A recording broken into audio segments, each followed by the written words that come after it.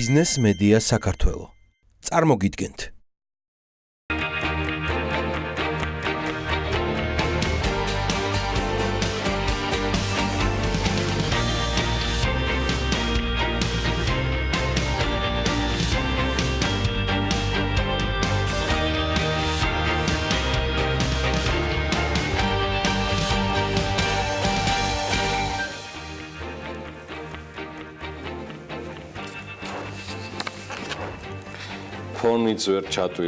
ფონიც ვერ ჩატვირთენ. არ ვიცი ხა ის ექსპერტები რას გვიქადიან ნასიძის და შარაშიძის გადამკიდე. საკმაოდ საინტერესო კურსების წარმოდგენა მიძევს თქვენთვის. ლართან მიმართებაში და დოლარის საყოველთაო გამყარების პირობებში, თუმცა იმედი ამასობაში ფონიც მოეწევა, მათი მოგვარეები არიან აქტიურად ამ თემით დაკავებულები. დილა მშვიდობის, გიორგობისთვის მეორე დღე საკმაოდ და ადეკვატურად ცივი შემოდგომით სავსე გამოდგა, ყველას ბედნიერ და წარმატებულ გიორგობისთვის და ნებისმიერ დღეს გისურვებთ ამ წელიწადშიც და ზოგადად თქვენ ყოველდღიურობას შევეცდებით ავალამაზო მე გიორგი ისაკაძემ, საქმიანი დილის ავტორმა და წამყვანმა ჩემს კოლეგებთან ერთად დასაბამი მივცე რა თქვენ საქმიან განწყობას. ამაში ბევრი თემა გვეხმარება, პოზიტიურიც მათ შორის. როცა საუბარია იგივე თუნდაც ბაქო-თბილისი ყარსის ოფიციალური ცერემონიალით დაწყებულ საქმიან კვირაზე, ეს კარგ მონაგარს გვისურვებს და იმედი გვაქვს, რომ ლარიც ადეკვატურად უპასუხებს ამ პოზიტიურ ამბებს. დღეისთვის ისევ სავალუტო ფონდის განახლებული პროგნოზი გვაქვს, რომელმაც ეკონომიკურ ზრდაში 4%-ით გაზარდა, მიუხედავად იმისა, რომ რეალურად მოოდინი გაცილებით მეტი გვაქვს. მაინც პოზიტიურია სავალუტო ფონდის ეს კორექცია, მიუხედავად იმისა, რომ მათ ცხადია აქვთ უფლება წელიწადში 3-4 კიდევ გადახედონ თავიანთ პროგნოზებს და არც დიდად შეიწუხებენ თავს, თუ ეს პროგნოზები არ დაემთხვა რეალობას. მოკლედ, როგორც არის, ფონდმა 2018 წლისთვის პროგნოზი 4,2%-მდე გაზარდა, ანგარიში აღნიშნა, რომ ცენტრალური აზიისა და კავკასიის რეგიონში ეკონომიკური ზრდა წელს 3,6% იქნება, რაც წინა პროგნოზთან შედარებით 0,4%-ით გაზრდილი მაჩვენებელია. ანგარიში აღნიშნულია, რომ საფინანსო სექტორის სტაბილურობა რეგიონის ქვეყნებში გაზრდილია. მცირედი ამონარიდი საქართველოში, სადაც ორმო მსხვილმა ბანკმა მცირე ზომის ბანკები შეიძინეს, უმოქმედო სესხების მოცულობა მხოლოდ მცირედით გაიზარდა. ბანკების ლიკვიდობა კი ადეკვატური დარჩა. ეს არის ამონარიდი ფონდის ანგარიშიდან. ამასთან სავალუტო ფონდი აღნიშნავს, რომ ბოლოდროინდელმა გარეშოკებმა რეგიონის ქვეყნებში საბანკო სექტორში ზედამხედველობის სისუსტეები გამოიჩინა, თუმცა ისეთ ქვეყნებში, როგორც მაგალითად საქართველო, სომხეთი და ყირგიზეთია, ზედამხედველობა და რეგულირება გაძლიერდა, ჩემო ბატონო. რამაც ფინანსური სექტორის უკაცრავად სტაბილურობა მნიშვნელოვნად გაზარდა. ამონარიდი კიდევ ერთი საქართველოს, სომხეთი და ტაჯიკეთი მსოფლიო ეკონომიკური კრიზისის გაკვეთილიდან გამომდინარე მუშაობენ პოლიტიკის გაუმჯობესებაზე. თუმცა რეგიონის ქვეყნებმა მაინც მეტი უნდა გააკეთონ უკეთესი სამუშაო დოკუმენტი შეიმუშაონ. ნარატივს სავალუტო ფონდი არ ცვლის. მნიშვნელოვანია აზერბაიჯანში, ყაზახეთსა და ტაჯიკეთში, სადაც ფისკალური ზეწოლა, რომელიც ფინანსური ინსტიტუტების სახელმწიფო მხარდაჭერამ გამოიწვია და მნიშვნელოვნად გაიზარდა. სომხეთისა და საქართველოს მაგალითი კი აჩვენებს, რომ ვალუტის მკვეთრი გაუფასურება შესაძლოა შემცირდეს მკაცრი წესებით, რომელიც ბანკების ლიკვიდურობას და უცხოურ ვალუტაში სესხებზე მკაცრი ლიმიტების დაწესებას ეხება. აი ამას აღნიშნავს სავალუტო ფონდი, ასევე ფონდი რეგიონის ნავთობიმპორტიორ ქვეყნებში ფისკალური დეფიციტის შემცირებას ელის.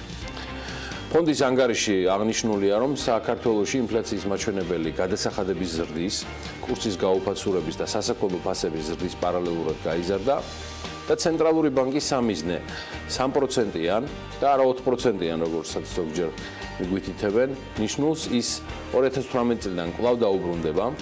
ფონდი ასევე თავის ანგარიში აღწერს, რომ რეგიონის ქვეყნებში რეფორმების გატარებასა და სახელმწიფო საკუთრებაში არსებული საწარმოების პრივატიზება უმნიშვნელოვანესია. მაგალითად, სავალუტო ფონდს საქართველოს მოყავს, კვლავ მაგალითი ვარ. სადაც საჯარო და კერძო პარტნიორობით განხორციელებულ პროექტებს ახალი კანონი დაარეგულირებს, რითაც როგორც ამ პარტნიორობით წარმოქმნილი ვალდებულებების, ასევე სახელმწიფო საკუთრებაში არსებული საწარმოების ვალდებულებების კონტროლი გაძლიერდება. მოკლედ, საქართველოს ეკონომიკაზე დადებითად მოქმედ ფაქტორებს შორის ფონდი სავაჭრო ბუნების მოსაოდნელზე მეტად ზრდას ახსახელებს, რის მიზეზადაც ჩინეთთან გაღრმავებული ეკონომიკური კავშირები და შესაბამისი ხელშეკრულებები ცხადია სახელდება. აი, რეგიონის ჩემო ბატონო, ქვეყნების ეკონომიკური ზრდის პროგნოზი 2017 წლისთვის კი ნახეთ როგორ გამოიყურება. სომხეთი გაიზრდება 3.5%-ით, აზერბაიჯანის ეკონომიკა კვლავ მინუსში დარჩება 1%-ით. საქართველოზე მოგახსენეთ, ფონდის პროგნოზი 4%-ია, ყაზახეთი 3.3%-ით, ყირგიზეთი 3.5%. ვინ გჯობნის მათი პროგნოზის მიხედვით ეს გახლავთ ტაჯიკეთი, ეს გახლავთ თურქმენეთი და უზბეკეთი. შესაბამისად არის საუბარი 4.5%, 6.5% და 6%-ზე.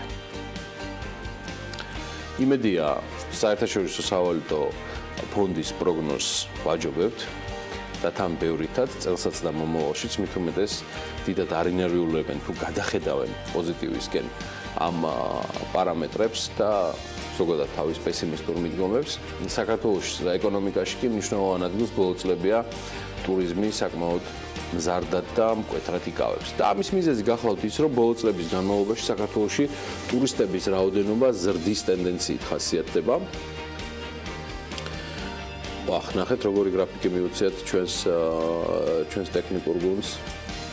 ეთქობა რაღაცა ხშველის ამ ბოლო დროს და ეს ალბათ ტურიზმია. 2010-2015 წლებში საქართველოს ტურიზმიდან მიღებული შემოსავლები საშუალოდ 25.6%-ით იზრდებოდა. საქართველოს ეროვნული ბანკის მონაცემებით კი 2016 წელს ტურიზმიდან მიღებული შემოსავლები საქართველოში თითქმის 12%-ით გაიზარდა. და ნუ გაგიკვირდებათ, მთლიანი შიდა პროდუქტის 15%-ზე მეტი შეადგინა უკვე. ხოლო 2017 წლის პირველ 9 თვეში ზრდა თითქმის 30%-იანია, 29%. ყველა ძალიან უყვარს განსაკუთრებით დილაობით, ახლა ავით ხელში. შედარებითი ანალიზები გააკეთოთ იმ ქვეყნებიდან, აი, ფონიც მისცეს, უკვე დაკიდენ, საოცრება რა. ზუსტად ისე როგორც გოგიწულაია, რამდენიმე საათით გავიდა და დაბრუნდა პოლიტიკაში, ეთქობა რაღაცა ვერ იყო თავის ხასიათზე, ბატონი ბექა. ხორვატიაში, მოკლედ, ტურიზმიდან მიღებული შემოსავლების მთლიან შიდა პროდუქტთან ფარდობა არის ძალიან მაღალი. აი, ხორვატია გამორჩეული ქვეყანაა ამითი. და 2016 წელს ამან შეადგინა 18 შემოსავლებმა 18.1%.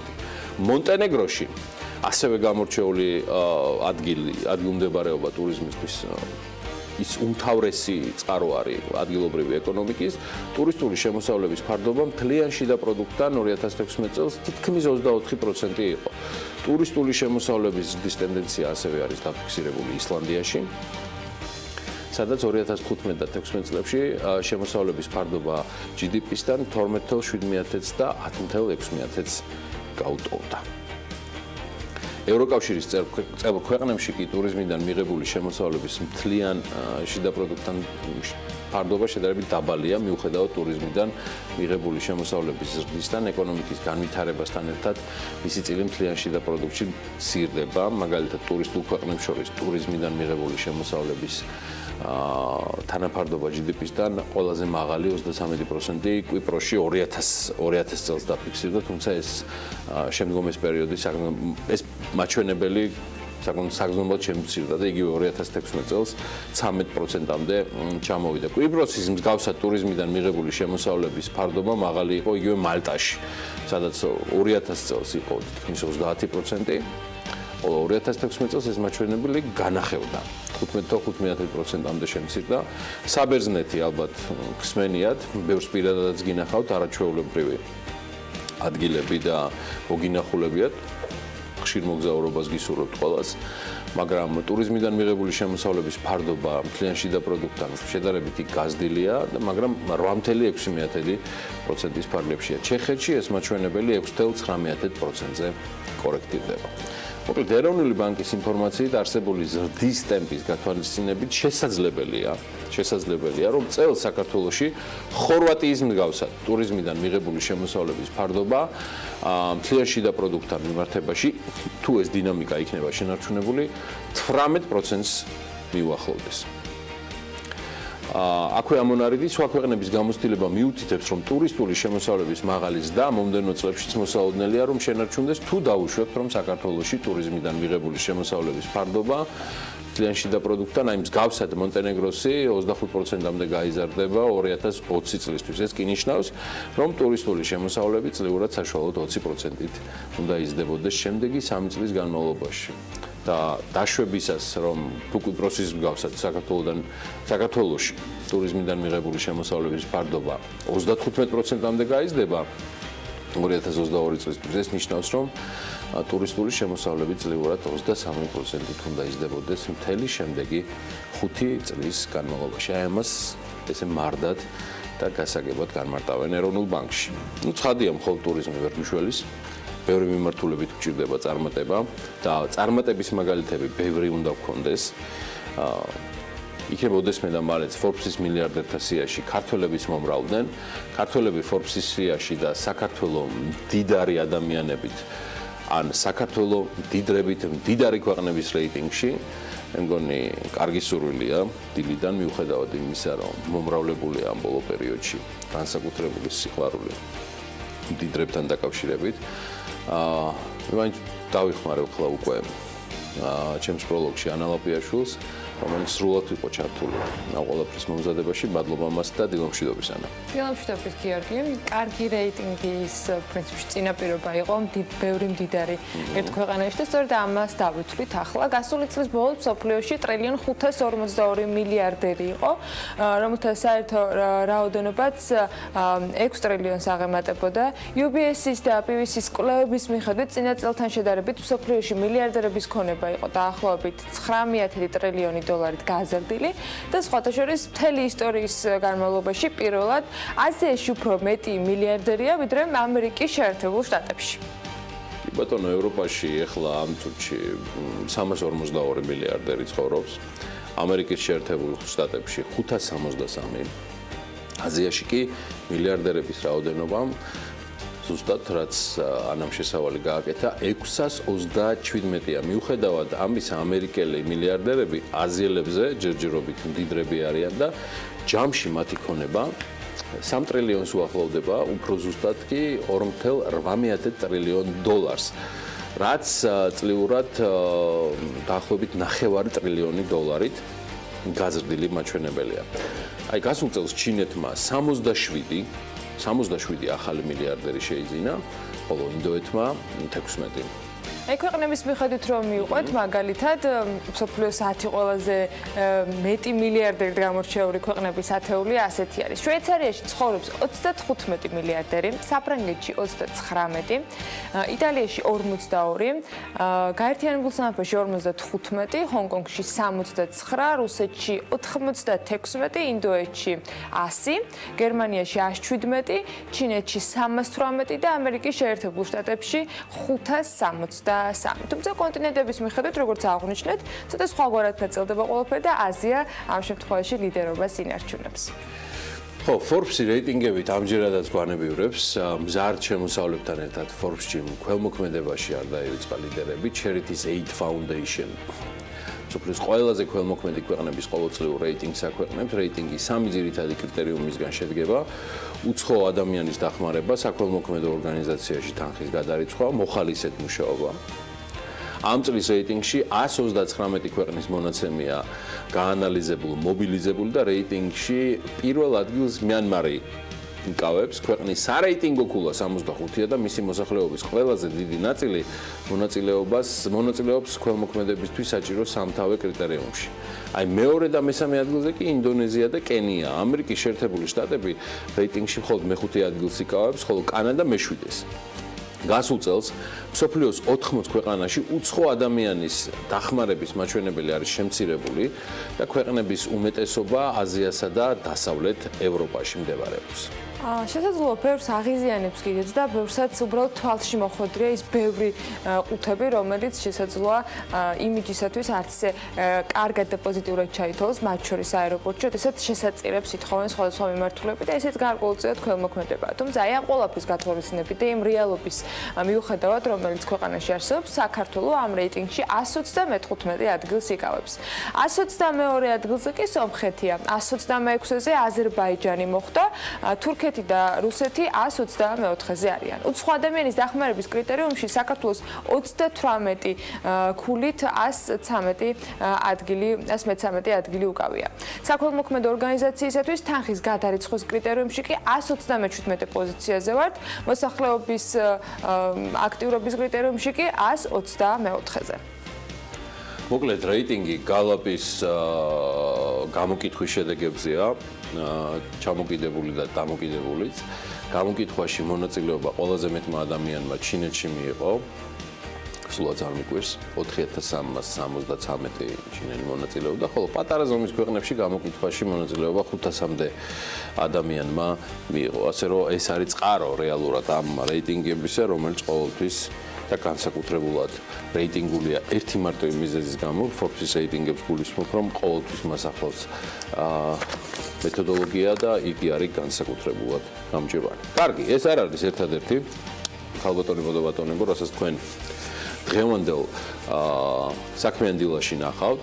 ყველას წარმატებულ 2 ნოემბერს გისურვებთ. მოდი ვნახოთ რა გველის შემდეგი 3 საათის განმავლობაში საქმიანი დილის ეთერით.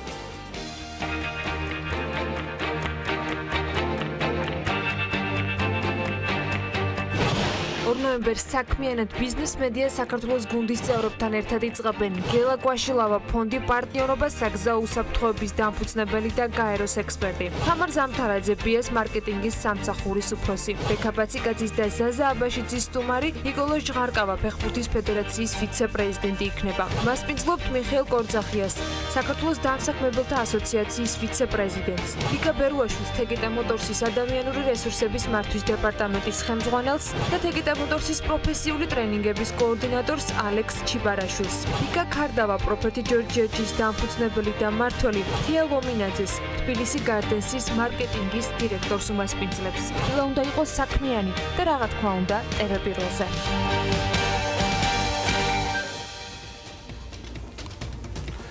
თბილისმა საქართველოს ესტონეთის ბიზნეს ფორუმს უმასპინძლა მეგობარი ქვეყნის ინტერესი ჩვენი ქვეყნის მიმართ და პრემიერის პრეზენტაცია სტუმარი ბიზნესმენებისთვის.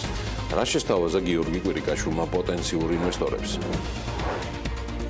KFW მზადაა თბილისის მუნიციპალური ტრანსპორტის და მწვანე ენერგო პროექტების განახლებაში დაეხმაროს. არჩეული მერი, თბილისის მერი შეხვედრებს განაგრძობს, რას პასუხობენ კახაკალაძის დონორები და პარტნიორები რამდენიმე წამში ბიზნეს სიახლეებში. შაორზე პირველი სასტუმრო კომპლექსი ზაფხულის სეზონისთვის გაიხსნება. სავაჭრო ცენტრი გალერეა თბილისის ოფიციალური გახსნის დღედ კი 30 ნოემბერი დასახელდა. ესე გადავაბით რაჭა და დედაქალაქი ერთმანეთს, ასეთი მაგრები ვართ ბიზნეს მედიაში. ეს ყველაფერი წარმოუდგენელია ანა ლაპიაშვილის გარეშე, სწორედ ის წარმოადგენს ამ ინფორმაციებს. მე ვერ შევიკავე თავი და შაურზე მოსაკლისებული საინვესტიციო აქტივობის მიღმა მივაყოლე გუშინდელი ინფორმაცია გალერეა თბილისთან დაკავშირებით, რომელიც ერთ-ერთი ყველაზე მოთხოვნადი ბრენდის მაღაზიით ვატყობს, სულ მალე დაიწყებს ოპერირებას. ანა, წარმატებულ ეთერს გისურვებ, ვიცი რომ ბევრი ინფორმაცია გაქვს ჩვენი მაყურებლისთვის. გამშვიდობის გიორგი, სულ რამდენიმე წამში ბიზნეს სიახლეებით ვართ წინაშე.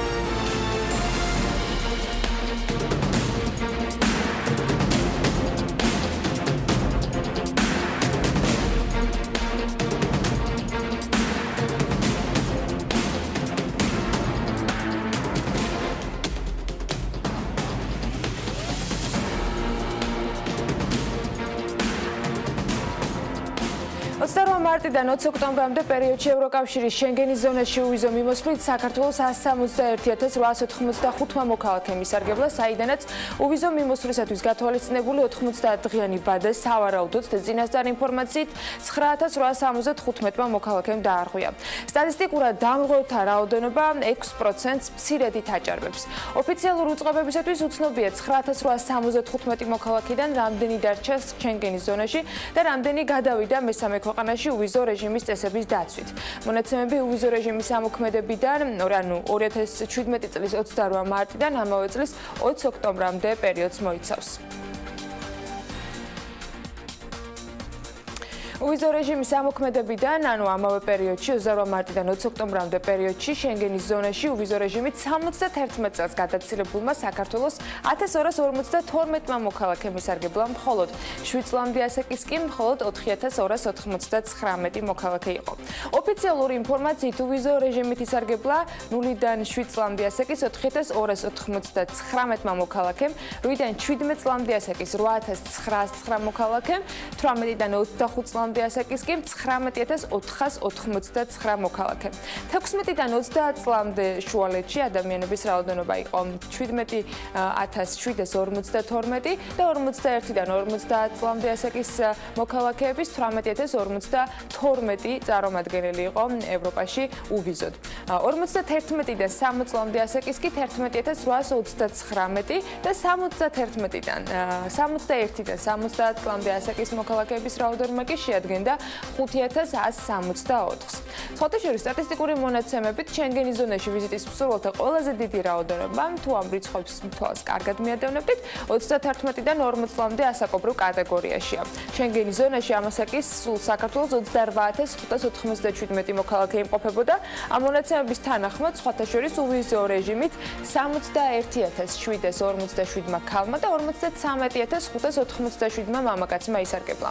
მონაცემები ასევე მოიცავს პერიოდს უვიზო რეჟიმის ამოქმედებიდან, როგორც გითხარით, 20 ოქტომბრამდე. საქართველოსა და ესტონეთის სავაჭრო სამრეწველო პალატების ორგანიზებით კი თბილისმა საქართველო-ესტონეთის ბიზნეს ფორუმს უმასპინძლა, რომელზეც ორი ქვეყნის საინვესტიციო პოტენციალის შესახებ ინფორმაციები წარადგინეს.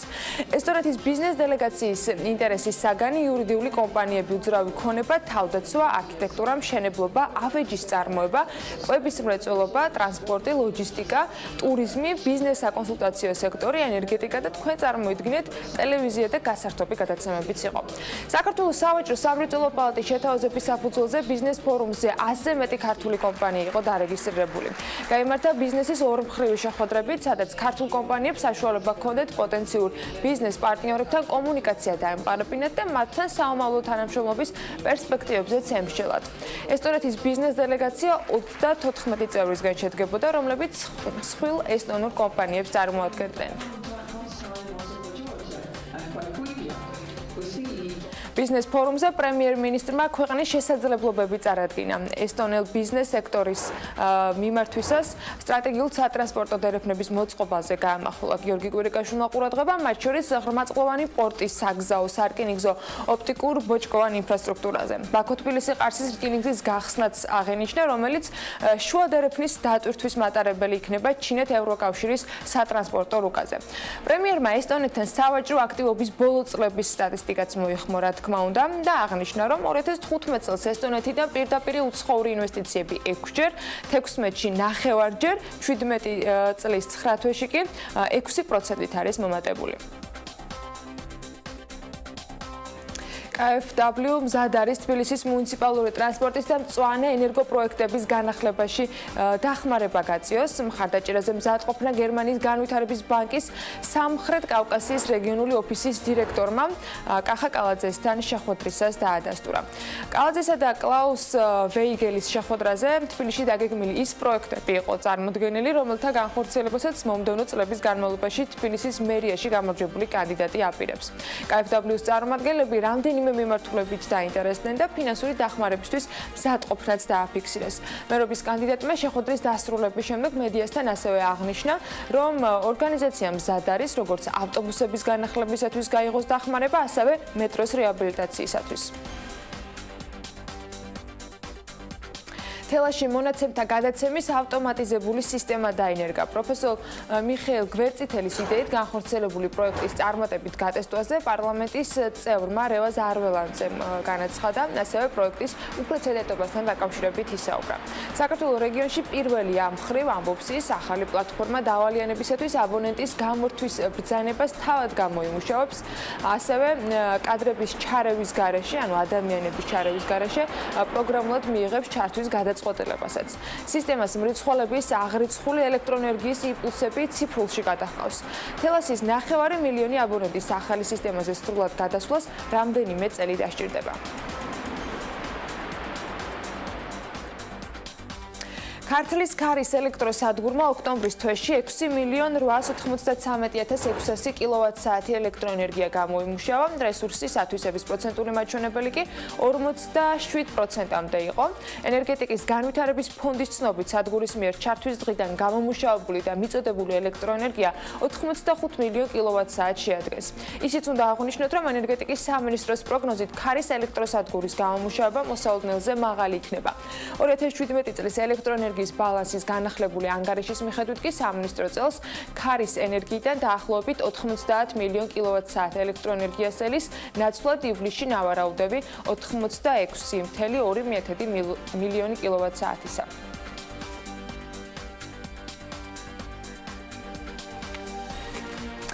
შაურზე პირველი სასტუმრო კომპლექსი ზაფხულის სეზონისათვის გაიხსნება. პროექტის განმახორციელებელი კომპანია კი ჯეოტექ ინვესტის ხელმძღვანელი მამუკა ჯმუხაძე ამბობს, რომ სამშენებლო სამუშაოები დასრულებულია და ახლა შიდა რემონტის პერიოდია.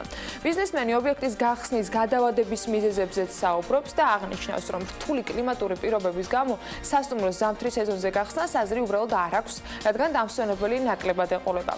სასტუმროს პრობლემას ადგილზე კომუნიკაციების არარსებობა ქმნიდა.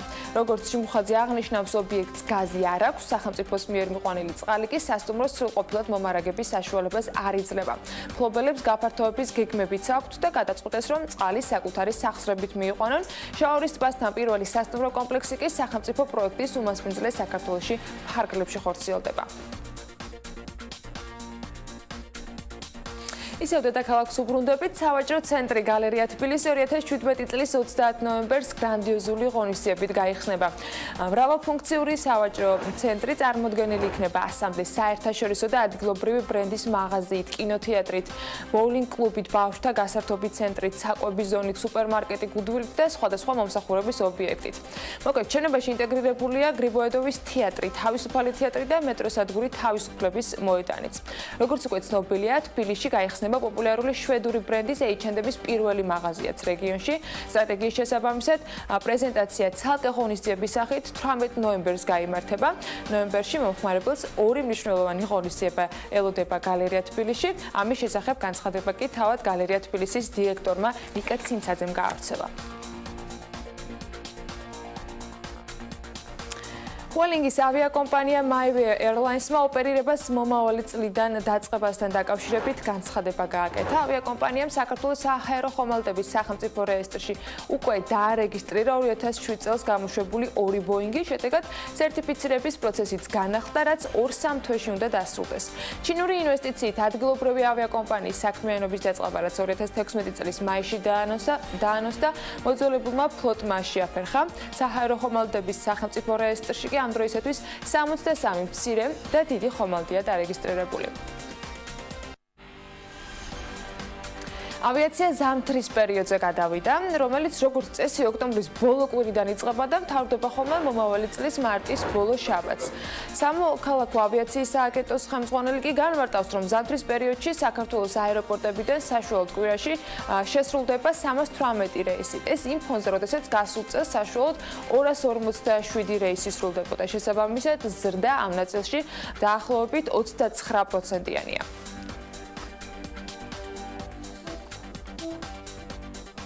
აი ასეთი ამბები იყო ბიზნეს სიახლეების პირველ ნაწილში. წინ სავალუტო მიმოხილვა გულდება და აუცილებლად უნდა დაელოდოთ დღის სხვა ამბებსაც რამდენიმე წუთში.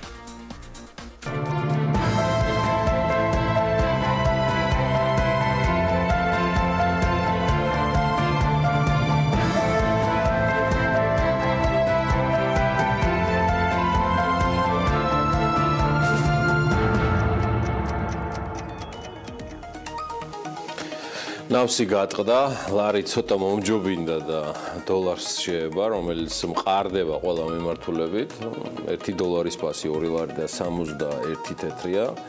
სამაგიეროდ ეროვნულმა ვალუტამ დათმო შედარებით, მაგრამ მცირედით პოზიციები ევროსთან მიმართებაში 3 ლარსა და 4 თეთრზე პრგვალდება და კორექტირდება ევრო, თურქული ლირას ფასი 68 თეთრია და გუშინდელი ვაჭრობის შედეგად ფუნტის ღირებულებამ 3 ლარი და 47 თეთრი შეადგინა.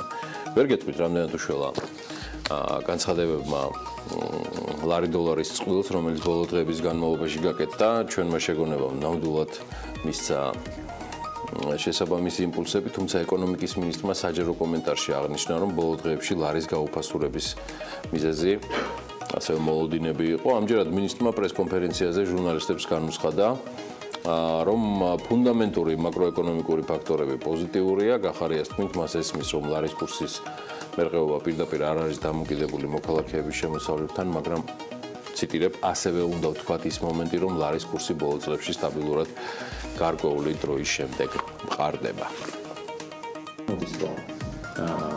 მართლაც ეს არის მოლოდინების თემა. ერთი რამ უნდა ვიცოდეთ და გვახსოვდეს, რომ ეს მოლოდინები რატომ ხდება სეზონური, ხო? და შარშან ჩვენ მაგალითად უფრო რბილად გადავლახეთ ეს ეტაპი გაუფასურების, ვიდრე შარშანწინ წელს დარწმუნებული ვარ, რომ ეს ასე ვთქვათ, მოლოდინების საფუძველზე ასე ვთქვათ, მერყეობა ლარის კურსის იქნება გადალახური უფრო რბილად და მომავალ წელს ეს საკითხი იქნება კიდევ უფრო მარტივად მოგვარებადი. მე მესმის, რომ ლარის კურსის მერყეობა არის პირდაპირ დაკავშირებული ჩვენი მოქალაქეების, ასე ვთქვათ, შემოსავლებთან. მაგრამ ასევე უნდა ვთქვათ ის მომენტიც, რომ ყველას ერთად ჩვენ მოქალაქეებთან გვახსოვს, რომ ლარის კურსი ბოლო წლების განმავლობაში ზუსტად ასევე სტაბილურად გარკვეული დროის შემდეგ მყარდება. იქნება წელსაც იგივე დარწმუნებული ვართ, იგივე ეფექტი. და გვჯერა და ვიცით, რომ ჩვენ უბრალოდ ეს სეზონურობის ფაქტორი უნდა გავითვალისწინოთ ჩვენი, ასე ვთქვათ, ხარჯვითი და ფინანსური ცხოვრების პროგნოზირების დროს და დაგეგმვის დროს და მაქსიმალურად უნდა, ასე ვთქვათ, ვიყოთ უფრო მოქნილები ამ მიმართულებით. მინისტრის განცხადებით დაგროვილი გამოცდილება რყევის პროცესების მართვის შესაძლებლობას მისცემს მთავრობას, ამას ჩვენ თვალს მივადევნებთ, მხოლოდ წარმატებას უსურვებთ მათაც, ლარსაც, საკუთარ თავსაც და მოკლე ინფორმაციას მივამატებ სააუტო მიმოხილვას. გუშინ მთავრობამ კომერციული ბანკებისგან 20 მილიონი ისესხა ერთწლიანი ფასიანი ქაღალდებით და ამ აუქციონში ჯამში 6 ბანკმა მიიღო მონაწილეობა, საშუალო განაკვეთმა კი 7.1% შეადგინა. მადლობა ანა, გიორგი შევხვდი, ვერ მივხვდი. მე მომართავდი თუ გახარიას, რაღაც მაინტერესებდა. მე მოდი ისევ შენს თემად გაცვლით კურსს დაუბრუნდები 2017 წლის მესამე კვარტალში. ლარის ნომინალური გაცვლითი კურსი წინა კვარტალთან შედარებით 0.1%-ით, ხოლო ევროსთან მიმართებაში 7% არის გაუფასურებული. ამასთან ეროვნული ბანკის მონაცემებით ლარი 2%-ით გაუფასურდა თურქულ ლირასთან მიმართებაშიც, ამავე პერიოდში ლარის ნომინალური ეფექტური გაცვლითი კურსი კვარტალურად 2.4%-ით, ხოლო წლიურად 1.8%-ით გაუფასურდა. მოკლედ 2017 წლის მესამე კვარტალში რეალური ეფექტური გაცვლითი კურსი კვარტალურად 3.4%-ით, ხოლო წლიურად 1.7%-ით გაუფასურდა. იგივე საქართველოს ეროვნული ბანკის ცნობით ნომინალური ეფექტური კურსის მცირედ განსხვავებული სურათია სასაქონლო ჯგუფების მიხედვით შესწორებული წონებისა და მომსახურების წონების მიხედვით, კერძოდ ამგვარად შესწორებული ნომინალური ეფექტური გაცვლითი კურსი მესამე კვარტალში წლიურად 2.2%-ით, ხოლო წინა კვარტალთან ეფექტური გაცვლითი კურსი 1.6%-ით გაუფასურდა. მე მგონი საკმაოდ ბევრი გამოგვივიდა მე და ანას დღეს რიცხვები და ციფრები. იმედია საინტერესო იყო დილით თქვენთვის, მაგრამ ახლა გაცილებით საინტერესოა ვიცი და ბევრი ელის ამინდის პროგნოზს, რომელსაც გარემოს ეროვნული სააგენტოს ინფორმაციაზე დაყრდნობით ანა ლაპიაშვილი შემოგთავაზებთ. ამინდის პროგნოზის სპონსორია SEU Development. სანამ გარემოს ეროვნული სააგენტოს მიერ მოწოდებულ დღევანდელ პროგნოზზე გადავა, მათივე განმარტება უნდა გაგაცნოთ იმ გავრცელებულ და საკმაოდ ჩემაშფოთებელ ინფორმაციაზე დაკავშირებით, როდესაც სოციალურ ქსელებში მათ შორის აქტიურად ტირაჟირდება ინფორმაცია, რომ განსაკუთრებით ცივი და დაახლოებით 20-30 გრადუსის ტემპერატურა გველდება. სააგენტო განმარტავს, რომ ამასთან დაკავშირებით არანაირი ოფიციალური პროგნოზი არ არსებობს და ეს შესაძლოა მხოლოდ ცალკეულ მეცნიერებს უკავშირდებოდეთ. შესაბამისად, წინასწარ იმასთან დაკავშირებით შფოთვები, რომ განსაკუთრებით კრიტიკული პერიოდი გველდება ზამთრის სეზონზე, შეგვიძლია ცოტა ხანი გვერდზე გადავდოთ. რაც შეეხება დღევანდელ დღეს, სააგენტო იტყობინება, რომ დღეს ამინდი ქვეყანაში განპირობებული იქნება ამიერკავკასიის ჩრდილო-დასავლეთიდან გავრცელებული ცივი ჰაერის მასებით. მოსაოდნელია დრო გამოშვებით ღრუბლიანობის მომატება. დილის საათებში ზოგან იწვიმებს და მაღალთაში მოთოვს კიდეც. იქროლებს დასავლეთის ქარი. რაც შეეხება ქალაქებს, სოხუმში უმეტესად უნალიქოთ ჩაევრის დღე და 13 გრადუსი იქნება, ბათუმში 15 გრადუსს მიაღწევს ტემპერატურა და იწვიმებს. ქობულეთში დილით არის წვიმამოსაოდნელი და 14 გრადუსი დაფიქსირდება. ასევე დილის საათებში იწვიმებს ქუთაისში და აქ 12 გრადუსია მაქსიმუმ მოსაოდნელი. ზუგდიდში უნალიქოთ ჩაევრის დღე და 12 გრადუსი იქნება, ოზურგეთში დილით იწვიმებს და აქაც 12 გრადუსი დაფიქსირდება.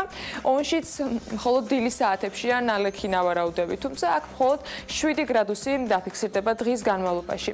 გორში ასევე დილის საათებში მცირე წვიმა ნავარაუდები და 12 გრადუსი იქნება მაქსიმალური ტემპერატურა, ცხინვალში კიდევ უფრო ნაკლები, მხოლოდ 1 გრადუსით და 11 გრადუსით, თუმცა აქაც დილის საათებში წვიმას ვარაუდობენ. მარნეულში უნალიქოთ ჩაევრის დღე და 13 გრადუსი იქნება, ისევე როგორც რუსთავში. ახალციხეში კი იწვიმებს და 11 გრადუსი დაფიქსირდება. ბორჯომში 10 გრადუსია მოსაოდნელი და უმეტესად უნალიქოთ ჩაევრის დღე, ბაკურიანში 8 გრადუსს ველოდებით, ახალქალაქში 7 გრადუსს, სტეფანწმინდაში კი დილის საათებში მცირე თოვლს და მხოლოდ 4 გრადუსს დღის განმავლობაში. თელავში უნალიქოთ ჩაევრის დღე და 14 გრადუსი დაფიქსირდება. რაც შეეხება დედაქალაქს, ღრუბლიანობა დრო გამოშვებით მოიმატებს, თუმცა უნალიქოთ დღე გვაქვს, იქროლებს დასავლეთის მიმართულების ქარი და მაქსიმალური ტემპერატურა იქნება 12 გრადუსი. მადლობა ანას, ჩვენ გავალთ ახლა მოკლე პაუზაზე და სულ მალე რამდენიმე წუთში დაგიბრუნდებით უკვე განახლებული თემებით და სტუმრებით.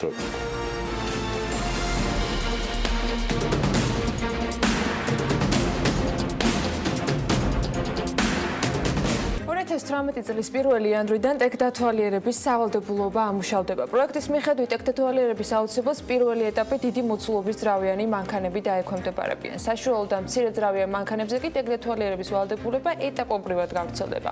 ტექნიკური დათვალიერების დაწყების შემთხვევაში საქართველოში არსებული 35 ხაზი ფაქტობრივად არსებული მოთხოვნების 10%-ს ვერ დააკმაყოფილებს. კომპანიების საკუთრებაში არსებული შენობა-ნაგებობები და აღჭურვილება მოითხოვს განახლებას და ინვესტირებასაც, ხოლო ტექნიკური პერსონალი შესაბამისად კვალიფიკაციის ამაღლებას.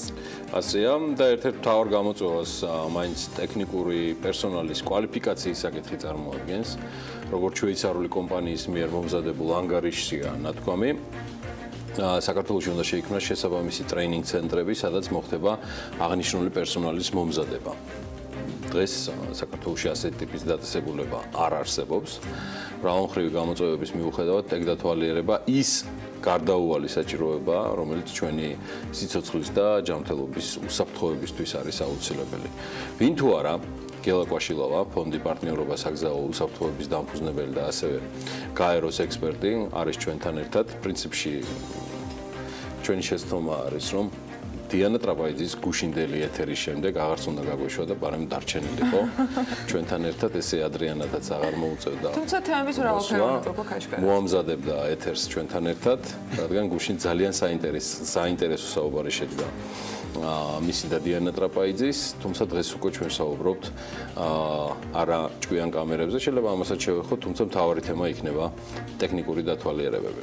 დილამშვიდობის. დილამშვიდობის, მინდა მივესალმოთ თქვენს მაყურებელს. კარგია, რომ ტრანსპორტზე ზოგადად საგზაო უსაფრთხოებაზე, მოძრაობაზე ამდენად აქტიური გახდა საუბარი და ამ სფეროში, რაც ბოლო წლების განმავლობაში არ კეთდებოდა, დღეს უკვე დაიწყო რეფორმები. და ეს რეფორმები მნიშვნელოვანია, თუ გვინდა რომ თანამედროვე ქვეყანა ვიყოთ, ბიზნესი ვითარდებოდეს, პირველ რიგში გამართული სატრანსპორტო სისტემა უნდა გქონდეს, კერძო, საზოგადოებრივი გადაადგილება უნდა იყოს მწვანე, უსაფრთხო და კომფორტული. აი ტექნიკური პერიოდული შემოწმება, გულების სისტემა, ეს ყველაფერი მთლიანობაში ალბათ როცა ამოქმედება და ეს რეფორმები ჩატარდება, ეს არ რეფორმები, ხო? ეს თავისთავად ბუნებრივია ტექნიკური პერიოდული შემოწმების სისტემის დანერგვა მოითხოვს ძალიან დიდ დროს, რესურსებს, ადამიანურს, ფინანსურს. თავრობის განცხადებაში რაც წერია, რომ 2018 წლის 1 იანვრიდან იწყება სისტემის ამუშავება და ეს საგამოცდო ესეთი პერიოდი 2 წელი უნდა გაგრძელდეს. თქვენ იცით ალბათ რომ ასოცირების ხელშეკრულებით ვალდებულება გვაქვს რომ 2018 წლის 1 სექტემბრიდან უნდა ამუშავებენ, ეს ფაქტორიც მუშაობს.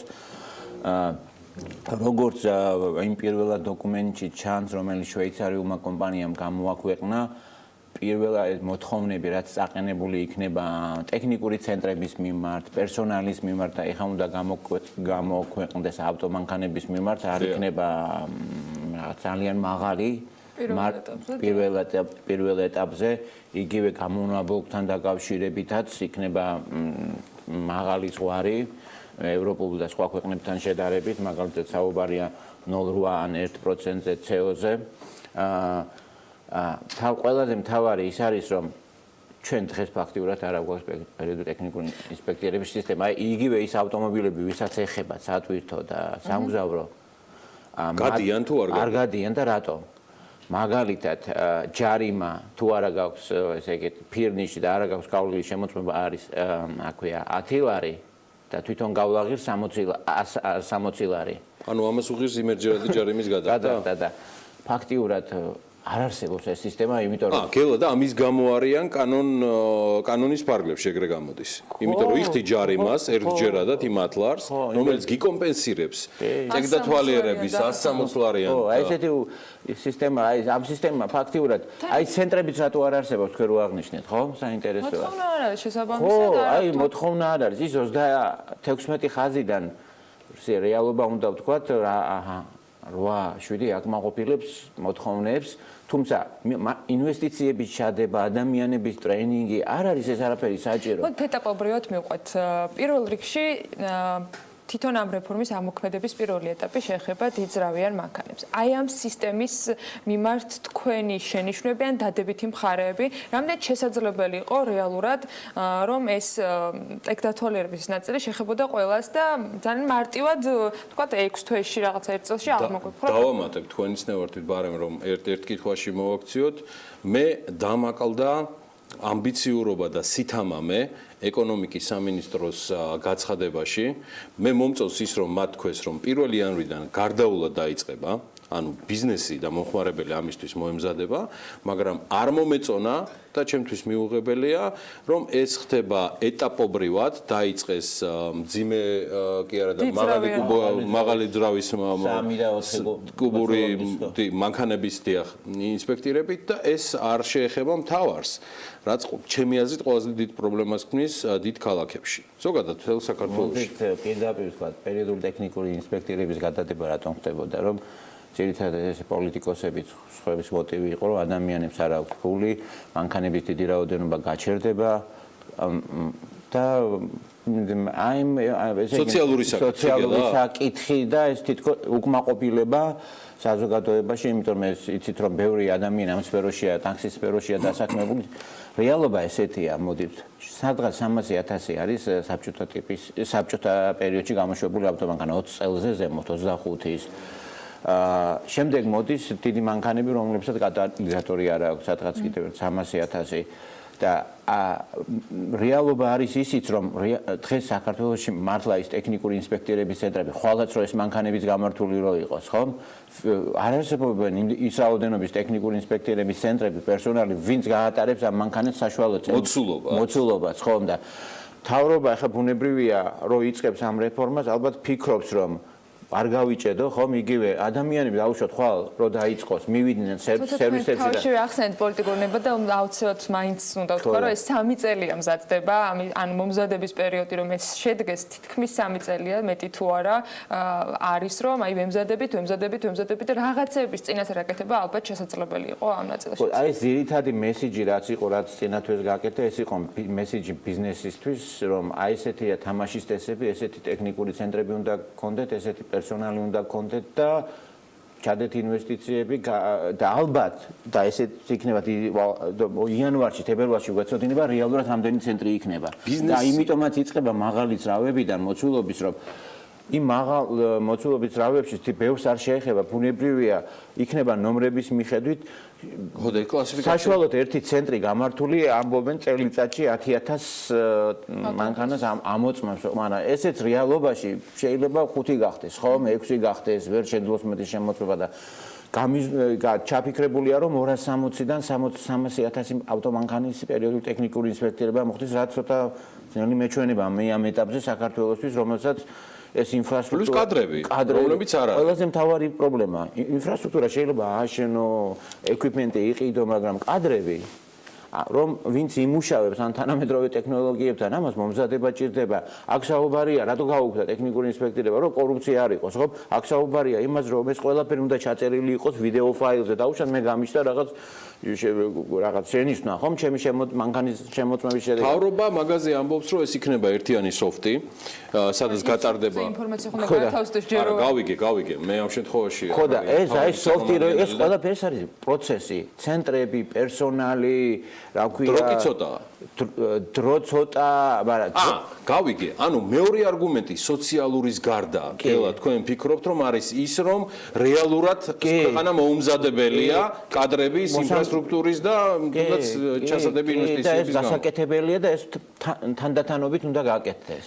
სანამ გამოსვლა იმ 2 წელიწადში რაც არის ეს გავსალგზელად კიდევ ერთი თქვენ ახსენეთ თავშივე რომ იქნება საკმაოდ დაბალი მოთხოვნები პირველ ეტაპზე ანუ შედარებით სუბუქი პრეტენზიები მანქანების მაგალითად მოვიყვან აი რაც დღეს წერია რაც რეგლამენტია ალბათ ეს რეგლამენტი დამტკიცდება დაუშვათ ავტომანქანებს თუ ექნებათ ძრავი გამართული ხო და შეიძლება არ ქონდეთ კატალიზატორი ხო შეუძლიათ გაიარონ პერიოდული ტექნიკური ინსპექტირება და რატომ კატალიზატორი მოწნება უკანა ბრუნზე მაღალ სიჩქარეზე და მაშინ დაუშვათ CO-ს შემცველობა და ამ შემთხვევაში ჯერჯერობით რაც რეგლამენტია უბრალოდ ძრავის გამართულობაზე იქნება ძრავი მაგრამ ყველასთვის ხო ეს ყველასთვის ძრავი და ეხლა რა არის მთავარი ყველამ უნდა იცოდეს რომ დაუშვათ მანქანა თუ არის 1985 წელს გამოშვებული რაღაც რომელიღაც ქარხნის მიერ დაუშვათ რუსეთის საბჭოთა კავშირის ქარხნის მიერ იმ ავტომანქანას მოეთხოვება იმ ქარხნის მიერ გამოშვების პერიოდში არსებული პარამეტრების დაცვა, გამიგეთ?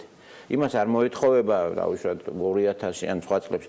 თვითონ ქარხნულად არ უნდა იყოს დარღვეული კონსტრუქცია და აი ძირითადი ნაწილები რაც არის, აი მუხრუჭი, საჭის მექანიზმი, სავალი ნაწილი, ხილვადობა, მაშუქები, გამონაბოლგზე თქვი საბურავები, აი ეს ძირითადი ნაწილები უნდა იყოს გამართული, თორემ არის როცა ჩვენ ვამბობთ რომ გჭირდება ტექნათვალიერება იმისათვის რომ გარემო იყოს უკეთესი იმისათვის რომ არ დაბინძურდეს გარემო უსაფრთხო მგზავრობა შეძლოთ რამდენად გარანტიას გვაძლევს და რამდენად რეალურად გვიქმნის იმ კომფორტს რაც საჭიროება დგას რისთვისაც არის ტექნათვალიერება ეს კარგი შეკითხვაა ტექნათვალიერებისთვის ხომ არ ხდება ხო ბუნებრივია ხო ეს მაგრამ თავად დღეს არის აი რასაც ქვია ავტომანქანების გამართულობის დიზასტერი ეს ძალიან ცუდი სიტუაცია და აქედან რა მოვიდეთ ვერ გადახტები ხო უნდა ნელ-ნელა უნდა წახვიდე ბუნებრივია მეც მინდა ევროპული მოთხოვნები მაგრამ ესე არ ხდება რეალობა ჩვენთან რომ შევხედოთ და ამ ტექნიკური ინსპექტირების გარდა სხვა რეფორმაც უნდა ჩატარდეს საკანონმდებლო. იგივე ჰიბრიდების კუთხით, ხო? რაშვებით ჰიბრიდებზე და ელექტრომობილებზე. ეხლა განახევრებული გვაქვს. უნდა, რასაც ქვია, გამბაჟება, საერთოდ ნოლი უნდა გავხადოთ. მათი ტექნათვალიერება როგორ იქნება, გელა? წინასწარი მონაცემებით, რაც არის რეგლამენტში დაწერილი. ყველაფერს გადის ჩვეულებრივად. ესენი კი, რა თქმა უნდა. ექვემდებარებიან როგორც ჰიბრიდები, ასევე სრულად ელექტრონული. თან მარჯვენა საჭიანები რამდენი გვყავს, ხო? რამდენი პრობლემა გვაქვს ამ სფეროში იმის გამო, რომ ადრე იყო ეს ფაქტიურად დერეგულირებული ვინც რასაც უნდა ის შემოყავდა აწყობდა და ივლიდან ხო და ეს აქედან უცებ ვერ გადახვალ ევრო 5-ზე ხო მთავრობა რომ წასულიყო ამბიციური გზით მძიმე რეფორმის გზით სტატისტიკა რომელიც თქვენ მომიყვანეთ და წარმოვიდგინოთ რომ 1 იანვრიდან ტექპერსონალიდან დაწყებული ინფრასტრუქტურით დასრულებული ყველაფერი მზად არის და ტრაფიკი გატარების მზად არის საიმისოდ, რომ ეს ცენტრები მოხდეს. გელა, თქვენი აზრით, გამომდინარე იქიდან, რომ 300,000 უკატალიზატორო და ძველი გამოშვების ავტომობილი მარტო აქვე აქვს საქმიანი დილის სტუდიაში წარმოადგენთ, რამდენი ჩაიჭრებოდა ადგილზე და სრულფასოვანი არაკორუფციული გარემოს პირობებში, რამდენ მანქანას მოუწევდა გაჩერება ფარეხებში. თუ ამას დავამატებ საწვავის ხარისხი. საწვავის ხარისხი. აი ეს არის გაწერილი რეგლამენტში ასევე? საინტერესო ბევრი ჩაიჭრება, არ მინდა ეხა ციფრი თქვა, მაგრამ 300-დან უხეშად. ბევრი დიდი 90%. ანუ 90% დღესმავალი მანქანებისა უხეშად. არა, ეს რატო გვიკვირს ეს ეხა ჩვენთან არის 13 წელია საერთოდ არ მოწდებოდა და საწვავის ხარისხის პრობლემა არსებობს, იცით, საზოგადოებრივი ტრანსპორტის და კეიჩაი და იმიტომაც ალბათ ისეთი სისტემა უნდა მოვიფიქროთ, რომ რაღაც აი ცუდი სატრანსპორტო ფლიტიდან უნდა ამოვიდეთ ნელ-ნელა, არ მეთანხმებით? ეხლა ვერ გავიყვიდოთ და ჯადოსნური ჯოხი არ არსებობს, რომ მოიქნიო და ყველაფერი მზად იყოს, ინფრასტრუქტურიდან დაწყებული კადრები. და ეს ერთი და თუ კანონმდებლობაში არ ჩადე კარგი რაღაცები და არ შეუწ, ყველაზე მთავარი ეს არის რამერწუნე. რაც შეეხება ძველ ავტომობილს, ჩემი მოსაზრება არის და რაც მინდა უთხრა ალბათ მთავრობამ უნდა იფიქროს ამას, ეს არ დევს.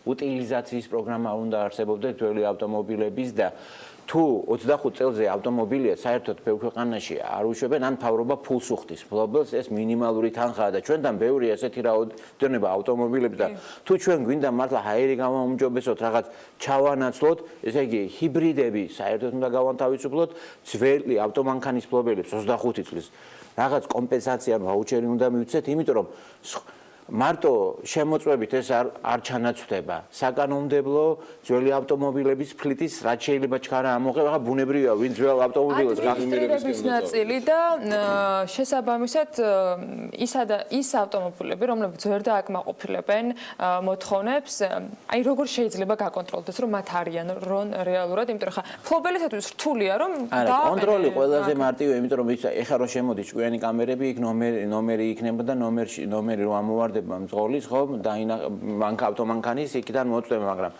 როგორც ეხა წერია და რეგლამენტში და ეს მუშავდება, ეხა მინდა ისევ აღვნიშნო, რომ რეგლამენტი რაც შეეხება ტექნიკურ ცენტრებს, პერსონალებს, სათარის, რომელიც შვეიცარიელებმა მოამზადეს, მაგრამ ეს მთავრობამ უნდა დაამტკიცოს, რაში ეთანხმება, რაში არა. ეს ერთი, მეორე, რაც შეეხება ავტომანქანებს, ეხა მზადდება და ეს ორივე რეგლამენტი რო იქნება უკვე, რომელიც მთავრობას ექნება დამტკიცებული, უკვე გვეცოდინება, რომ ზოგადი სურათი ცნობილია, რაც შეეხება ვადა მიეცემათ გონივრულია, როგორც განცხადებაშია საუბარი, ესე იგი რაღაც ერთი თვე, ორი თვე რომ ეს გამოსწორდეს. თუნდაც იგივე კატალიზატორები?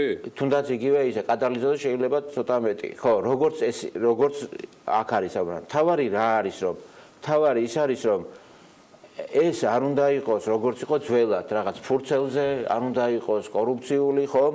და ხალხმა საზოგადოებამ არ თქვას, რომ ეს სისტემა მარტო რაღაც ვიღაცის ინტერესები და ვიღაცა ეს რომ არ იყოს, ამიტომ ბევრი რაღაცაა საჭირო, იგივე ვიდეო სისტემა რომ უნდა იყოს, იგივე მართლა უნდა იყოს ესეთი სისტემა, რომელიც ტექნიკური ცენტრების რაღაც მდგომარეობას აწევს, ხომ? იგივე აქ კადრები რომ იმუშავებენ, უფრო მომზადებული ავსტრიაში, გერმანიაში, აქ მათ უფრო მეტი განათლება ექნებათ, ხო, ტრანსპორტის კუთხე, ეს ყველაფერია. გელა, რეალური სტატუსი მაინტერესებს. ამ წუთში, ამ საკანონმდებლო ცვლილებებზე მინდა ის მუშაობა? კი. და ჯგუფები მუშაობენ საიმისოდ, რომ ეს თამაშის წესები დადგინდეს, ხო?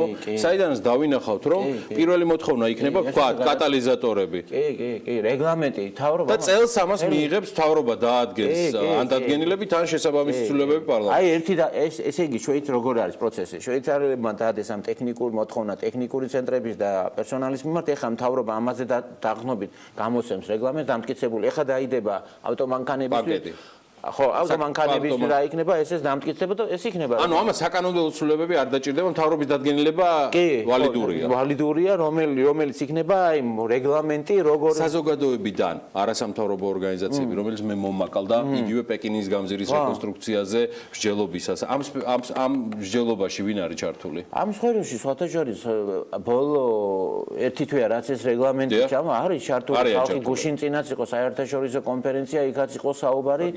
და ჩვენ გვინდა რომ კიდევ უფრო მეტი ის იყოს, იმიტომ რომ რაც უფრო შევა ეს რეგლამენტები, უფრო მეტი აქტიური განხილვა იყოს, ჩვენ აქ ვინ არის ჩართული, აგრეთვე ასოციაცია არსებობს, ტექნიკური შემოსავლის ცენტრები. არიან ჩართული და ეხლა უნდა ვთქვა რომ მუშაობა მიდის. კი, ეს ნამდვილად უნდა ითქვა და რაც არის ყველა იმ მონაცემის გათვალისწინებით და ინფორმაციით რაც თქვენ გაქვთ, მინდა გითხოთ ოპტიმისტური გათვლებით რამდენ ხანში იქნება შესაძლებელი რომ ნორმალურ დონეზე მევიდეს საქართველოს ავტოპარკი, აი რამდენი წელი დაგჭირდება? 3-დან 5 წლამდე. 3-დან 5 წლამდე. მაგრამ ეს იმ შემთხვევაში თუ ეს პროცესები სწორად წავიდა, თუ აი საკანონმდებლო ცვლილებები, ხო? რასაც ქვია, რომელიც ხელს შეუწყობს და საწვავის ხარისხი. აი სამი რაღაცა უნდა წავიდეს, რამხელა პროცესია, ხო? ეს ინსპექტირების პროცესი, ახალი ავტომობილების ახალისება და საწვავის ხარისხის კონტროლის გაუმჯობესება. ჩვენ სტანდარტები კი გვაქვს მაღალი, ეხა უკვე, მაგრამ იცით ეხა რომ რავი, ხდება ისეთი საწვავის ის. აი ეს სამი რაღაცა და ეს ყველაფერი რო წავიდეს, ამხელა თქვენ რო თქვით ისე ძალიან დიდი ისა ქმედითი ნაბიჯები მთავრობისგანაც საჭირო. აქტიური და გარემოს ისეთი შექმნა რომ აი ყველაზე მთავარი ბიზნესმა ჩადოს ამაში რესურსები. ბიზნესი ამაში რესურს ჩადებს, აი გერგელა ბოლოსთვის ვეხმაურები ჩვენი მეგობრის იაგო ბითარიშვილის მოწერილს, აბსოლუტურად მართალია. კატალიზატორის მოთხოვნით დავიწყოთ მაინცო, რომ რეალურად იცოდნენ ამ ადამიანები. მესმის ახლა სოციალურ, ეგ ჩემი და თქვენი გადასაწყვეტი არ არის, მაგრამ თუ ჩვენ ვიღებთ ცალკეულ საკითხებზე პოლიტიკურ გადაწყვეტილებას, ალბათ აქაც ცოტა მეტი სითამამე გმართებს. ჩემი აზრით. ხო, ალბათ როგორ იქნება, რაღაც კატალიზად რო შევა ავტომანქანა თუ არ აქვს, კატალიზა რაღაც ვადა მიეცემა გორნიბურული და ეს მანამდე მიეცეს ის ვადა, მანამდე მიეცეს ის ვადა და თქვა ერთი თვე, რომელიც თქვენთვის მცირედი აღმოჩნდა იყოს მეტი და რაღაცა რა. ხო, ეს რეგლამენტი ალბათ უფრო ნათელი ხდება ერთ თვეში. მადლობა გელა კვაშილავას, ფონდი პარტნიორობა საგზაო უსაფრთხოების დამფუძნებელი, გაეროს ექსპერტი, ბევრი ინფორმაცია გაგვანდო, თუმცა დიდი ალბათობით საკმაოდ ხშირად მოგვიწევს მასთან, პროფილურ ასოციაციებთან და ასევე სხვა წარმომადგენლებთან არასამთავრობო სექტორის თუ სამთავრობო სექტორისა, ჩვენი მხედრობა, საუბარი ამ სტუდიაში საიმისოთ, რომ გავარკვიოთ ჯამში რა თამაშის წესები დადგინდა ტექდათვალიერებასთან დაკავშირებით. ვიცი რომ ბიზნესი ამ თემაზე ძალიან მობილიზებულია. მადლობა, გავდივართ რეკლამაზე, სულ მალე დაგიბრუნდებით ახალი ამბებით. დილა, მადლობა.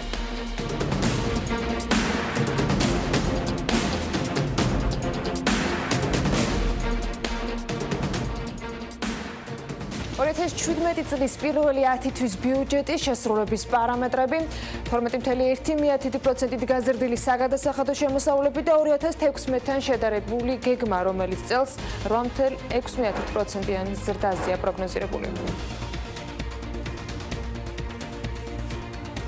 ვინ იქნება შემდეგი ენერგოომბუდსმენი? ჩვენი წყაროს ინფორმაციით კონკრეტული კანდიდატურა უკვე შერჩეულია.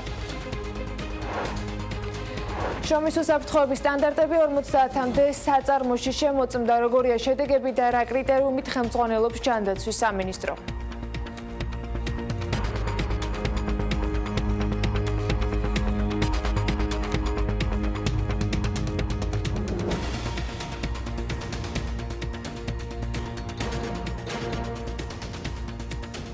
მიმდინარე წლის პირველ 10 თვეში ქვეყანაში ნაერთი ბიუჯეტის საგადასახადო შემოსავლებმა 8 მილიონ ლარს გადააჭარბა, რაც 12.1%-ით, ანუ 861 მილიონი ლარით მეტია 2016 წლის იანვარ-ოქტომბრის ბიუჯეტის საგადასახადო შემოსავლებზე. 2017 წელს 2016-თან შედარებით საგადასახადო შემოსავლების 8.6%-ით ზრდაა დაგეგმილი.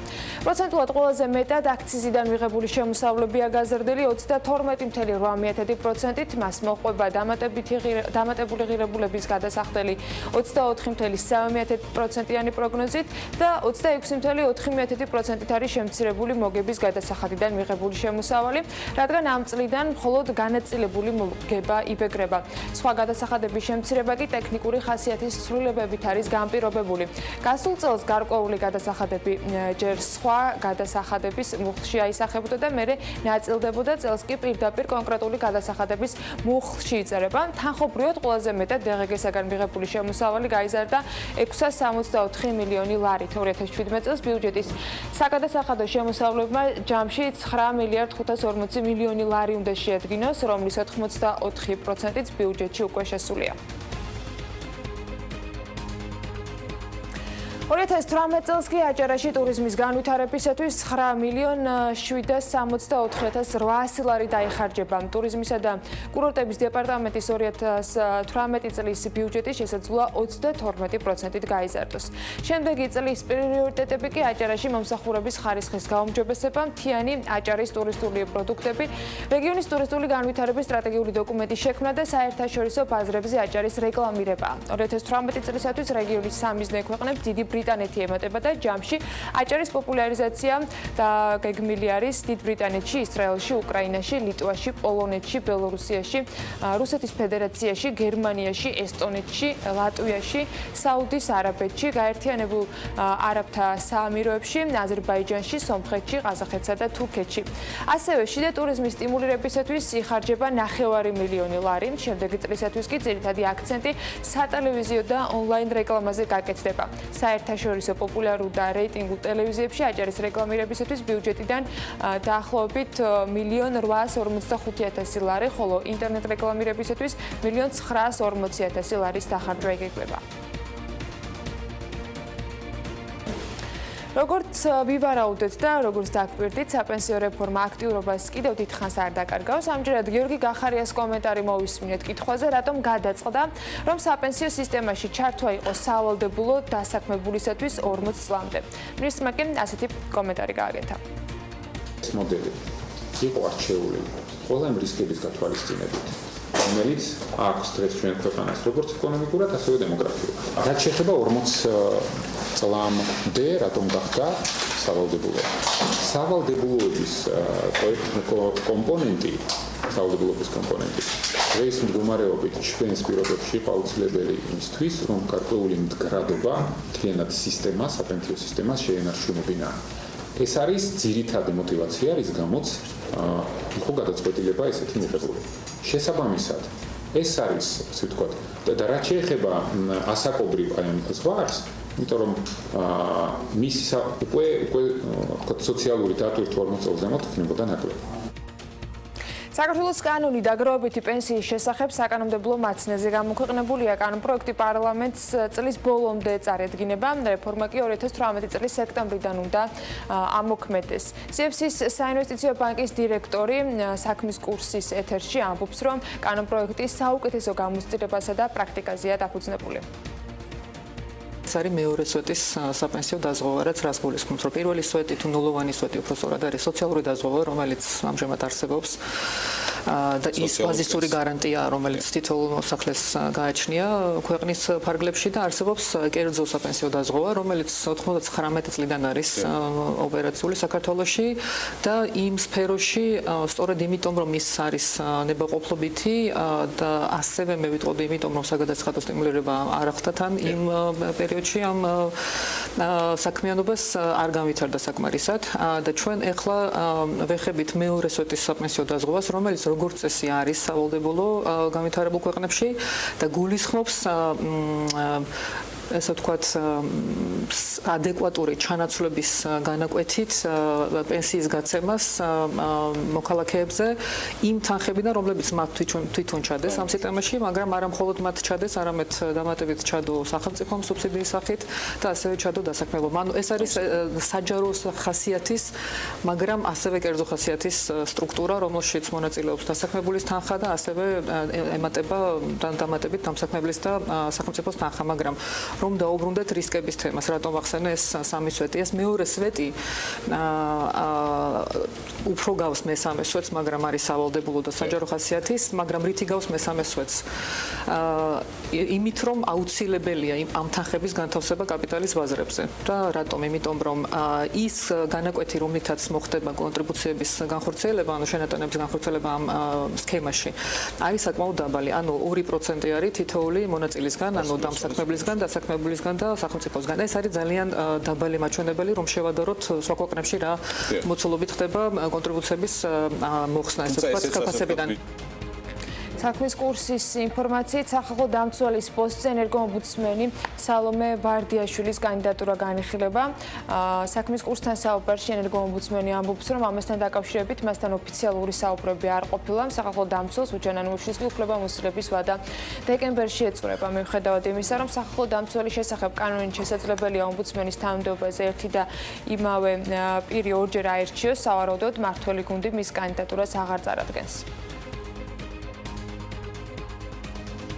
საქართველოში შესაძლოა სისტემურ ელექტრონული ფორმით მოთამაშეთა ერთიანი რეესტრი და თამაშზე დამოკიდებულ პირთა სია შეიქმნას.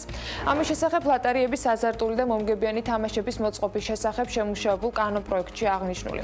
პროექტის განმარტებით ბარათში აღნიშნულია, რომ კანონპროექტის მიზანი თამაშზე დამოკიდებულ პირთა სიის შექმნა, სადაც მოთამაშის გარდა მისი ოჯახის წევრსაც ექნება საშუალება პირის მონაცემები რეესტრში შეიტანოს. ცვლილებათა პაკეტის მიხედვით კი ცვლილებები შედის ადმინისტრაციულ სამართალდარღვევათა კოდექსში, რაც ამ ქმედებაზე ფულად სანქციებს ითვალისწინებს. შრომის უსაფრთხოების სტანდარტები 50-მდე საწარმოში შემოწმდა საქმის კურსთან. ჯანდაცვის სამინისტრო განმარტავს, რომ შრომისა და დასაქმების პოლიტიკის დეპარტამენტის უფროსის განმარტებით სპეციალურმა ჯგუფმა მუშაობა ივნისიდან დაიწყო და წლის ბოლომდე მონიტორინგის ჩატარებას გეგმავს. ელზა ჯგერენაია ამბობს, რომ სპეციალური კომისია ამოწმებს შრომის უსაფრთხოების სტანდარტებს საწარმოში და გასცემს რეკომენდაციებს. კომისიას გადამოწმების ფუნქციაც აქვს და მისივე განმარტებით მანამ სანამ შრომის უსაფრთხოების შესახებ კანონი ამოქმედება, ეკონომიკის სამინისტრო მიიღო გადაწყვეტილება, რომ კონტროლი ამ მიმართულებით კონკრეტულმა სპეციალისტებმა განახორციელონ. სამინისტროს გადაწყვეტილებით კომისია მაისში ტყიბულში მომხდარი უბედური შემთხვევის შემდეგ არის შექმნილი. გენერალური აუდიტორი ირაკლი მექვაბიშვილი, აუდიტორის მოადგილე ეკატერინე ღაზაძე, გერმანიის ფედერაციის აუდიტის სამსახურის წევრს და სამართლის დოქტორს მათიას მერინგს და გერმანიის საერთაშორისო თანამშრომლობის საზოგადოების GIZ-ის პროგრამის PFM-ის მრჩეველს შეხვდნენ. შეხვედრაზე განხილული იყო სახელმწიფო აუდიტის სამსახურსა და GIZ-ს შორის თანამშრომლობის ძირითადი ასპექტები, მათ შორის ორგანიზაციული და ტექნიკური მხარეები.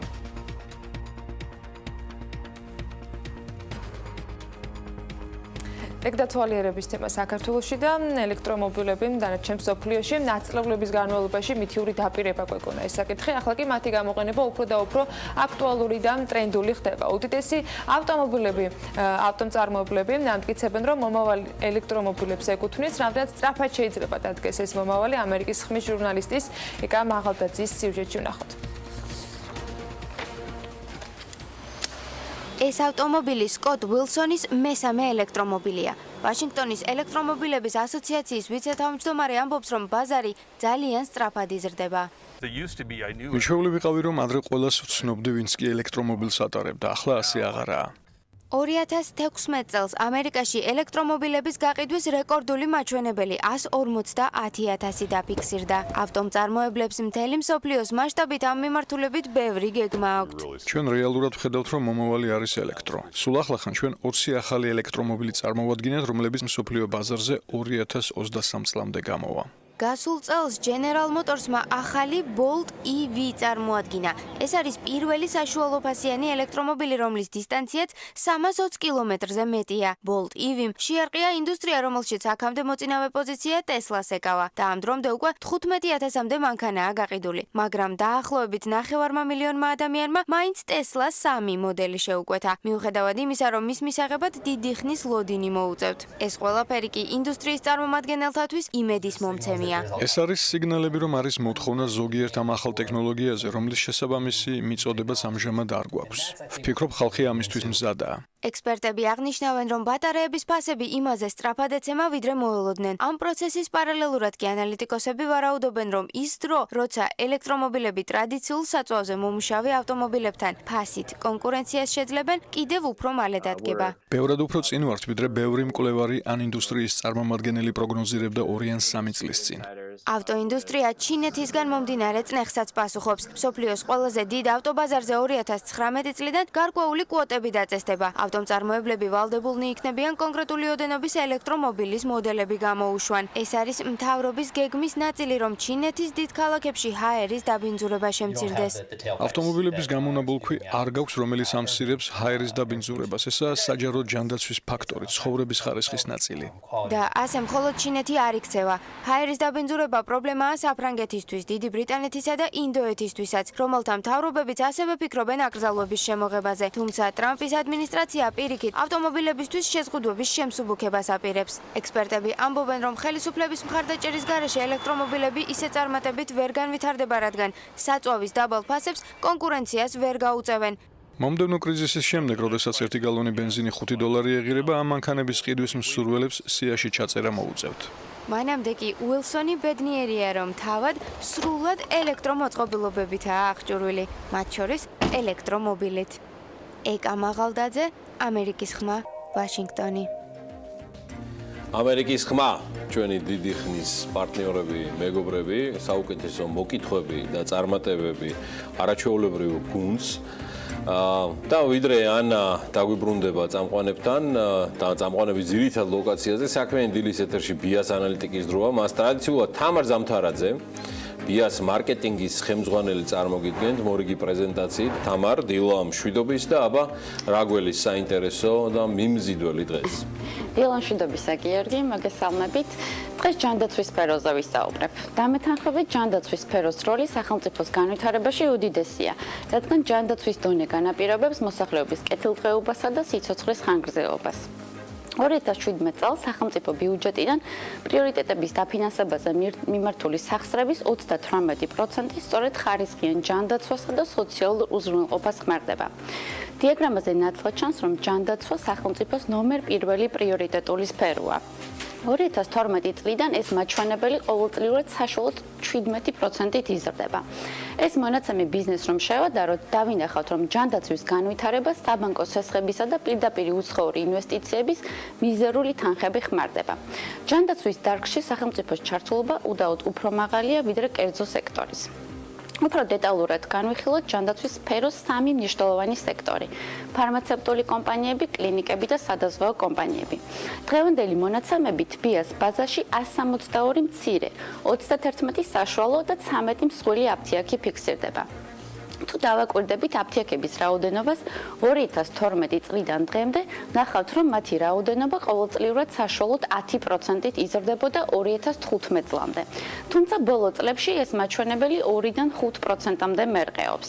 ეს ფაქტი განპირობებულია ბაზარზე არსებული მსხვილი სააფთიაქო ქსელების მიერ მცირე აფთიაქების შემოერთებით. ამჟამად ბაზარზე არსებული აფთიაქების 17% ქსელურია. ფარმაცევტული კომპანიები დიდ როლს თამაშობენ დასაქმების მხრივაც, მცირე აფთიაქებში 5-დან 20-მდე ადამიანია დასაქმებული. საშუალოში 20-დან 50-მდე, მხოლოდ მსხვილ სააფთიაქო ქსელში საშუალოდ 150-დან 250-მდე ადამიანი. თუმცა გვხვდება ერთეული კომპანიები, სადაც დასაქმებულთა რაოდენობა 5000-მდე მერყეობს. რაც შეეხება კლინიკებს, 2012 წლიდან დღემდე მათი რიცხვი საშუალოდ 5%-ით იზრდება. 2017 წლის მონაცემებით ბიას ბაზაში 405 კლინიკა ფიქსირდება. კლინიკების რიცხვთან ერთად ექიმთან მიმართვების რიცხვი 2012 წლიდან დღემდე 37%-ით არის გაზრდილი.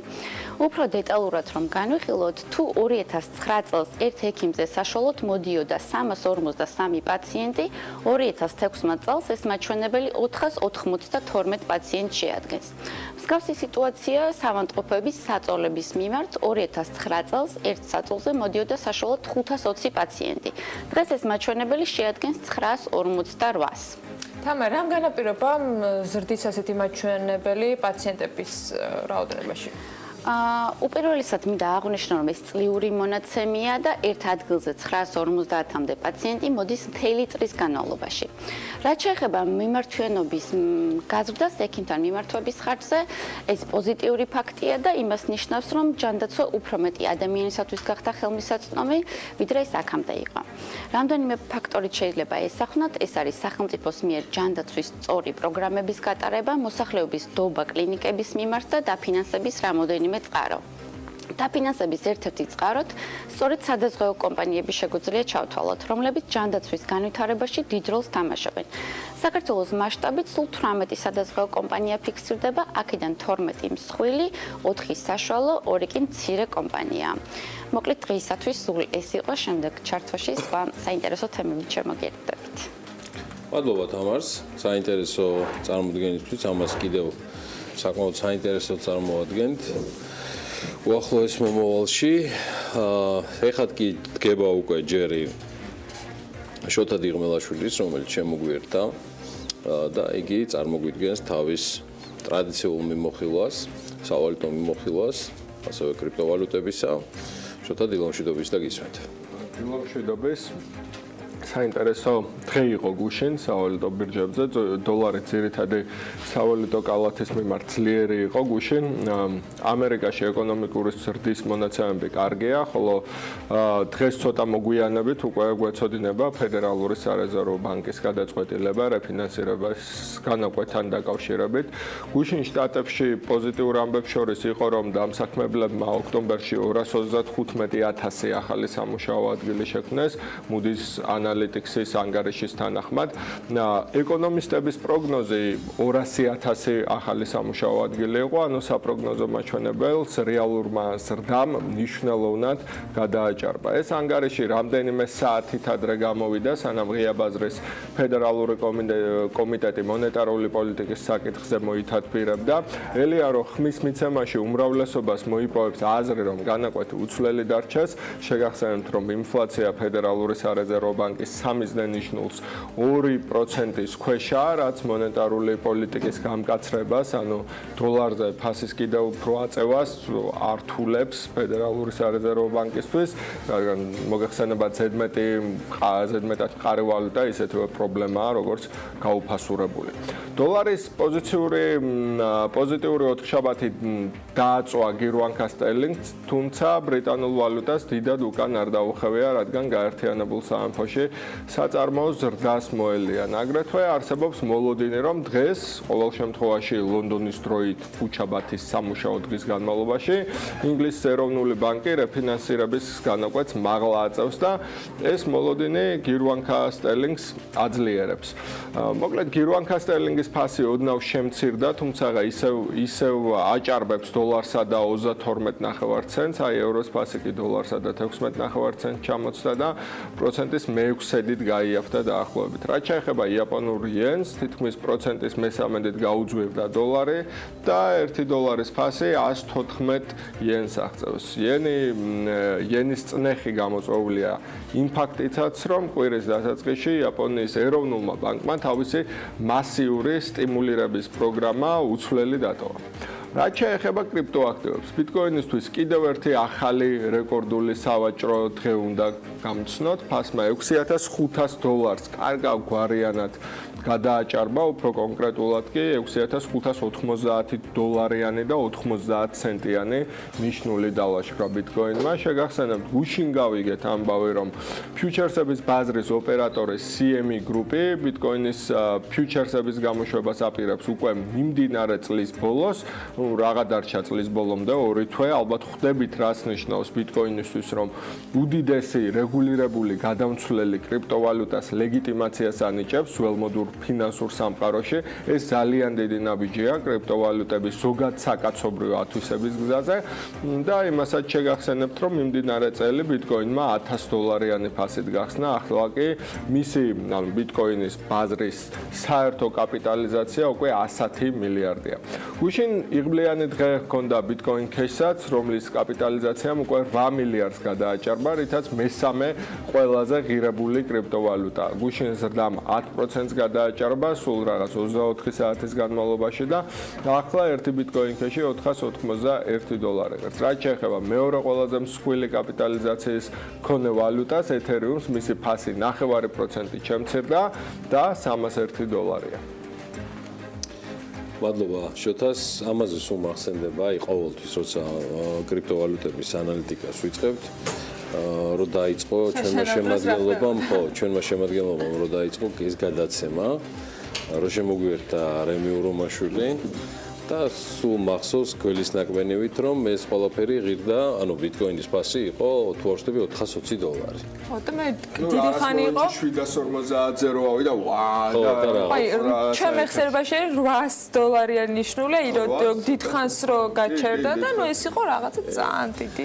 ხო და მეგობრებო, ამ გახსენებაზე თუ კი 2010 წელს ინვესტორი გადაწყვეტდა რომ აი $5 დაეხარჯა, მაგალითად 2000 ბიტკოინის შესაძენად, დღეს მისი ქონება არც მეტი არც ნაკლები 2000 ბიტკოინი. კი, 4.400.000 იქნებოდა, ანუ $1200 480.000 ბიტკოინის შეძენის შემთხვევაში კი მყიდველის ქონება $1 მილიარდ გადასწდებოდა. წლის განმავლობაში კრიპტოვალუტების ფასი დაახლოებით 500%-ით გაიზარდა. 31 ოქტომბერს ბიტკოინის ფასმა ისტორიაში პირველად $6,400 გადააჭარბა. მისი ბაზრის კაპიტალიზაცია 106 მილიარდს და კრიპტოვალუტების ბაზრის 54%-ს კვლავ ბიტკოინი შეადგენს, ხოლო 2010 წელს ერთი ბიტკოინის ღირებულება 800 ცენტი იყო. არა, არ შემიძლია რომ არ თქვა კიდევ ერთი რამ, რომ სანამ ახლა ზუსტად 6900-ზე ავიდა უკვე ბიტკოინი, აი ვიდრე 190-ზე და 90 ცენტზე. 7000-მდე თითქმის. 7000 ლაშქრავს. კარგი, ლაპო, წარადგინე ეს პატიოსანი ხალხი, თორე გავგიჟდი, გული გამისკდება. ეჭვი მაქვს ბიტკოინები ამათაც არ დაუგროვებიათ. საქმიანი დილას ზაზააბაში და ზაზააბაში რა გინდათ აქბაში? ზაზააბაშიზე და ბეკავაში გააგრძელებენ. ზაზა უპასუხე. ეგონო სანა, ბევრი გვაქვს მე და ბეკასაც. შეგერგოთ. სპორტის მოყვარულებისათვის განსაკუთრებით საინტერესო რუბრიკით გაგრძელდება ჩვენი ეთერი. ნიკოლოზ ჟღარკავას ფეხბურთის ფედერაციის ვიცე-პრეზიდენტს უმასპინძლებენ და არწმუნებული ვარ, რომ ბევრი საინტერესო თემა იქნება, მაგრამ ერთ საქმიანი დილა არიდებს თავს ღურამ კაშიასთან დაკავშირებულ სრულად გაუგონა რამბებს. მით უმეტეს იმდენი ვისწავლეთ, რომ და ვიწვალეთ, რომ ვაშინგტონ პოსტში მოვხვდით. როგორ კონტექსტში ეს თავად წარმოიქმნეთ და გაითვალისწინეთ, რომ გავლენიანი გამოცემა ასავალ-დასავალსაც გაეცნო. მოკლედ, ჩვენი სტუმრები უმასპინძლებენ დღეს ფეხბურთის ფედერაციის წარმომადგენელ საქმიანი სტუდიაში დილა მშვიდობის. დილა მშვიდობის, ისეგები გადავავდით თვალე ბოლო პერიოდში და უცხოურ მედიაში თუ ვხვდებით, ძირითადად თავის მოჭრის კუთხით ვართ ხოლმე წარმოდგენილი და ესეც მორიგი შემთხვევა იყო. პრინციპში გურამ კაშიას თემაზე უკვე იმდენი ითქვა და დაიწერა, რომ ჩვენ მოკლედ შევეხებით, ვინაიდან ნიკოლოზ ჟღარკავა ვიცე-პრეზიდენტი არის ჩვენთან ერთად. აი კიდევ ერთხელ რომ შეგვიძლია ამ შემთხვევაში ფედერაციის პოზიცია დავაფიქსიროთ ამ ორკებისა და ცივილიზაციის ბრძოლაში, საით არის ფედერაცია კი ცხადია, მაგრამ კიდევ ერთხელ შევეხოთ კაშიასთან დაკავშირებულ, რომ განსაკუთრებით ბოლო გუშინ წინ გამართულ აქციაზე, სადაც პირდაპირ ამ შემთხვევაში ფედერაცია იყო შტურმის ქვეშ, მოგესალმებით კიდევ ერთხელ და ეს თამით გავხსნათ, ასე ვთქვათ. მოგესალმებით. ფედერაციის პოზიცია მკაფიოა. მაგრამ გაიგო ალბათ ვინც დაინტერესდა ამ ამბით და უცვლელია რა თქმა უნდა ჩვენ ვეწინააღმდეგებთ ყოველგვარ დისკრიმინაციას. ხო არის გეგმება პრინციპში შემდეგი თამაში არის, სადაც კაშიას მიმართ მხარდაჭერი, ასე ვთქვათ, აქციასავითან რაღაც ამ ფედერაცია აპირებენ გულშემატკივრობით თავიანთი კერძო ინიციატივით, ან ფედერაცია ხო არ აპირებს მათ მხარდაჭერას, ასე ვთქვათ, თუ ესეთი ჯერ რაღაც ჯერ ამ ეტაპზე არ მისულ არც იმის ლეგიტად, აი გუშინ ვიყავი მაგალითად ქუთაისში, ერთ-ერთი მატჩი ქუთაისში, ანუ ორი მატჩი გვაქვს, კვიპროსთან და ბელარუსთან და არის გორში და არის ქუთაისში ეს მატჩები დიდი ხანია ძალიან რამდენიმე ათეული წელი. არ გავსულვართ გარეთ და თბილისის გარეთ ნაკრები და ძალიან მნიშვნელოვანია გეგმარების პროცესში ვართ ჯერ ანუ მაგ მხრივ არ მქონია რაღაცა. ხო კაშიას თემაზე ხა იმდენი ითქვა და აიწერა და ვაშინგტონ პოსტმა დაწერა და ხო ამ შენ ახსენე რომ ცუდი კუთხით ხვდებით ხო შავი პიარი ამ გზით მიდიან ეთყობა და მაგ მიმართულებით ესე იგი საინტერესოა რატომ გადაწყდა ამაზეც დავიწყოთ საუბარი თქვა მოდ დავამთავროთ ეს თემა რაღაცნაირად და შევეშვათ და ამაზეც დავიწყოთ საუბარი რატომ გადაწყდა რომ გავიდეთ ეს სანაკრებო თამაშები რომ გავიტანეთ რა იქნება ასე ვთქვათ, რა იყო ამის წინაპირობები და რას ველოდებით, რომ ხშირი იყოს ასეთი ვთქვათ, გოლში ვითამაშოთ და ქუთაისში და არის სტადიონები იქ რეალურად რომელი სტანდარტებში შედება. დიახ, არის და ანუ პრინციპში დიდი ფილოსოფიაც არ არის ამის უკან, ანუ ეროვნული ნაკრები მთელი ქვეყნის გუნდია და რაც მეტი იქნება ინტერაქცია თბილისის გარდა სხვა ქალაქებში მაყურებელთან მით უკეთეს. და რეგიონებში დადიან საკმაოდ ბევრი მაყურებელი. ხო, თბილისიდან განსხვავებით ზოგადად ეროვნულ ლიგაზე ძალიან ხშირი ხომე დასწრება და ისიც ხო არის ერთ-ერთი მთავარი მიზეზი ამის შემდეგი ამ ხალხურები. ბუნებრივია. ხო, თუმცა ნაკრების თამაშებზე დასწრების პრობლემა ნაკლებად არის ხოლმე, ხა ეროვნულ ლიგას ვარ შევეხები. კარგი, მოდით ნიკოლოზ დავიწყოთ რაღაც საუბარი, რაღაც კონტურები გამოვკეთოთ, თქვათ მიმდინარე მდგომარეობისა ჩვენ სად ვართ და სად გვინდა რომ ვიყოთ. არის ფეხბურთის განვითარების ფონდი, რომელსაც აქვს დაფინანსება, შეიძლება ბევრი არა, მაგრამ ის დაფინანსება, რომელიც რეალურად დღეს შეუძლია რომ ქვეყანას გამოუყოს ფეხბურთს. თავარია სწორად გადანაწილდეს ეს ყველაფერი. დღეს რეალურად არის თუ არა პროგრამა, რომელსაც მივყვებით. დიახ, არის, რა თქმა უნდა, ფონდის სიკეთეებზე თუ ვისაუბრებთ, პირველ რიგში ეს არის ის, რომ მოხდა სისტემატიზაცია იმ თანხის, რომელიც ქვეყანაში იხარჯებოდა ფეხბურთში და ეს თანხა, არ მოსულა ჰაერიდან, ეს თანხები მანამდე ფონდის არსებობამდე ეს თანხები იხარჯებოდა ფეხბურთში. უბრალოდ ის იყო, რომ იყო აბსოლუტურად უსისტემო გარემო და რეპორტინგიც, ასე ვთქვათ, არ არსებობდა რა, მარტივად რომ ვთქვათ, ანუ ის ფული რაც იხარჯებოდა ფეხბურთში, ძირითადად იხარჯებოდა პროფესიულ ფეხბურთში და იყო კონკრეტული მუნიციპალიტეტების მეშვეობით, მათი გადაწყვეტილებისამებრ გადანაწილებული თავთავიანთ მუნიციპალური ერთეულების მიბმულ კლუბებზე. ანუ მაგალითი რომ მოგიყვანოთ, იყო შემთხვევები, როდესაც რანგით მესამე დივიზიონის კლუბს ჰქონდა ორჯერ და მეტჯერ უფრო დიდი ბიუჯეტი ვიდრე უმაღლესი ლიგის გუნდებს, რაც არ არის გასაკვირი კომერციალიზაციის პირობებში, ანუ თუ კლუბები არის კომერციული, იქ არ არის ეს, მაგრამ თუ საუბრობთ სუბსიდიაზე, მაშინ ლოგიკურია, ხო, ეს ცოტა და შესაბამისად ფონდის მეშვეობით მოხდა მთლიანად ამ თანხის აკუმულირება, რაც კიდევ ერთხელ ვიმეორებ, ისედაც იხარჯებოდა ფეხბურთში და მოხდა მათი ამ შემთხვევაში კრიტიკოსები ხშირად თუნდაც შეიძლება ეს დაუსაბუთებელი იყოს და ზედაპირულად ამბობდნენ ამ პირიქით ორ ფაქტორზე ამახვილებენ ყურადღებას. ერთი არის ის, რომ რამდენად გამჭირვალე არის ეს თანხები და მეორე არის აი განვითარება, ესე ცოტა ესე ზედაპირულად ვთქვათ, რა მოდელის მიხედვით ხდება, ანუ რომელი ქვეყნის მაგალითი არის აღებული, მაგალითად რაღაც აღმოსავლეთ ევროპის ჩვენი მსგავსი ქვეყნების მაგალითი ხო არ არის წამოღებული ან ზოგადად აი ფედერაციას რა მიდგომა აქვს ამასთან მიმართებით. აი ეს ორი კითხვა არის. აქამდე მივდივარდი ზუსტად, ანუ ზუსტად ერთ-ერთი ბენეფიტი ამ სისტემის არის გამჭვირვალობა. ანუ ეს ფული არამც არ მოდის ფედერაციაში, ფონდი არის ამის აკუმულირებელი, მთლიანად და გამშვები უშუალოდ უკვე დამსახურებისამებრ კლუბებში დამსახურებისამებრ A, B შემდგომ უკვე შედეგისამებრ და C კომერციული ინცენტივით, ანუ რას ნიშნავს ეს, რომ თუ კლუბი მოიზიდავს გარეშე თანხას კერძო ინვესტორისგან, მას ფონდი ახალისების, მაგრამ რა თქმა უნდა არის ფინანსური ჭერებიც ყველა ლიგის მიხედვით. შესაბამისად არის სისტემა გამჭვირვალე, სახელმწიფო ფულზეა საუბარი და რაც თავარია ჩემთვის პირადად არის იმის საშუალება, რომ გქონდეს ანალიტიკური პლატფორმა, ანუ შეგვიძლია ყოველ წელს გავაკეთოთ ანალიზი თუ როგორი ხარჯება ეს თანხები, მაგალითის ვიძახი რა პროცენტი მიდის ხელფასებზე, რა პროცენტი მიდის ახალგაზრდა ფეხბურთის განვითარებაზე, ინფრასტრუქტურაზე, მასობრივ პროგრამებზე, პოპულარიზაციაზე ზოგადად სპორტის ახო და ანუ აქედან გამომდინარე შემდეგ შეგვიძლია უკვე რეგულაციების დაწესება ფონდს მივცეთ რეკომენდაციები რომ გავზომოთ, თქვა 1 წლის მაგალითზე არა, მაგრამ ახლობით 5 წლის მაგალითი შეგვიძლია მე რომ ვილაპარაკოთ თქვა რა ქნა პროგრამა. ერთ-ერთი საზომი შეგვიძლია ავიღოთ, ჩვენ ყოველ შემთხვევაში ესე გვაქვს წარმოადგენელი განკერძოების დინამიკა კლუბებისა, თავიდან ვარაუდობდით რომ სადღაც 3-4 წლის თავზე იქნებოდა 60%, ოღონდ უმაღლეს ლიგაზე ვსაუბრობ, ეხანდელ ეროვნულ ლიგა 1-ზე და უკვე გვაქვს რეალობა რომ არის 10-დან 7 კლუბი, ანუ 70% და რანგით ქვედა ლიგაში 3 კლუბია კერძო, ანუ დინამიკა უკვე პოზიტიურია. და პროგრამის დაწყებამდე რამდენი იყო ასეთი, ანუ 4 იყო და პრინციპში ამ წელიწადნახევრიან 2 წელიწადში მოხდა დამატებით 3 გუნდის რა შეიძლება მაგალითს, აი პროგრამა საიდან არის, ეს თქვა არის თუ არა რომელიმე ქვეყნის. შეიძლება რამდენიმე ქვეყნის ხო. დიახ, რაღაც ცოტა ჰიბრიდული და ჰიბრიდული მაგალითია. და რომელი ქვეყნებიდან არის ძირითადად წამოღებული? აღმოსავლეთ ევროპა ძირითადად იქიდან გამომდინარე, რომ სოცბლოკის თანატოხარი არის ის, რომ კლუბები ფინანსდება სახელმწიფოს მხრიდან, სუბსიდირება ხდება, იქიდან გამომდინარე, რომ სოციალური ბაზისია ძალიან ასე ვთქვათ ფარატინა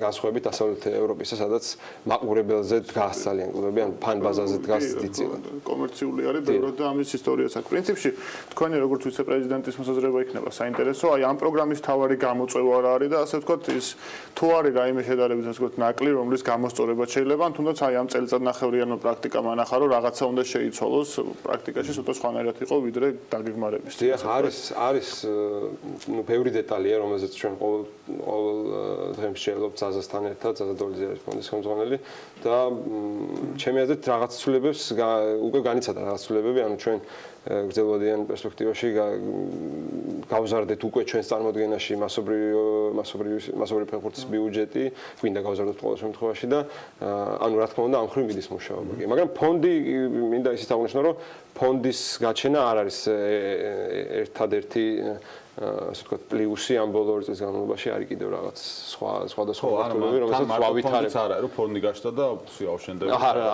არის პირიქით. ინფრასტრუქტურის ნაწილი იყო, რომელზეც იყო საუბარი, ინფრასტრუქტურის ნაწილი ამოღებულია და აღარა ფინანსის ფონდი და განათლების თემა იყო, სადაც ამბობდნენ, არის საუბარი, რომ საკმარისი არ არის თანხები, რომელიც განათლების მიმართულებით იხარჯება. კაცოს ჩვენ საფეხბურთზე რო საუბრობთ, ამ შემთხვევაში ჟურნალისტები ყავდა, ანუ ერთ-ერთი მთავარი კრიტიკის საგანი ის იყო, რომ განათლების პროცენტულობა ამ ბიუჯეტში არის ნაკლები და პირიქით, ანუ საქართველოს ფეხბურთით უნდა რომ განვითარდეს, გადარჩეს პირველ რიგში, სწორედ განათლებაზე უნდა იყოს ორიენტირებული, რომ აი ეს ნაწილი არის კიდე ერთ-ერთი საკმაოდ პრიორიტეტულია განათლება ზოგადად. განათლებისა და მასობრივი ფეხბურთის განვითარებისთვის არის ქვებიუჯეტი ამ საერთო თანხაში.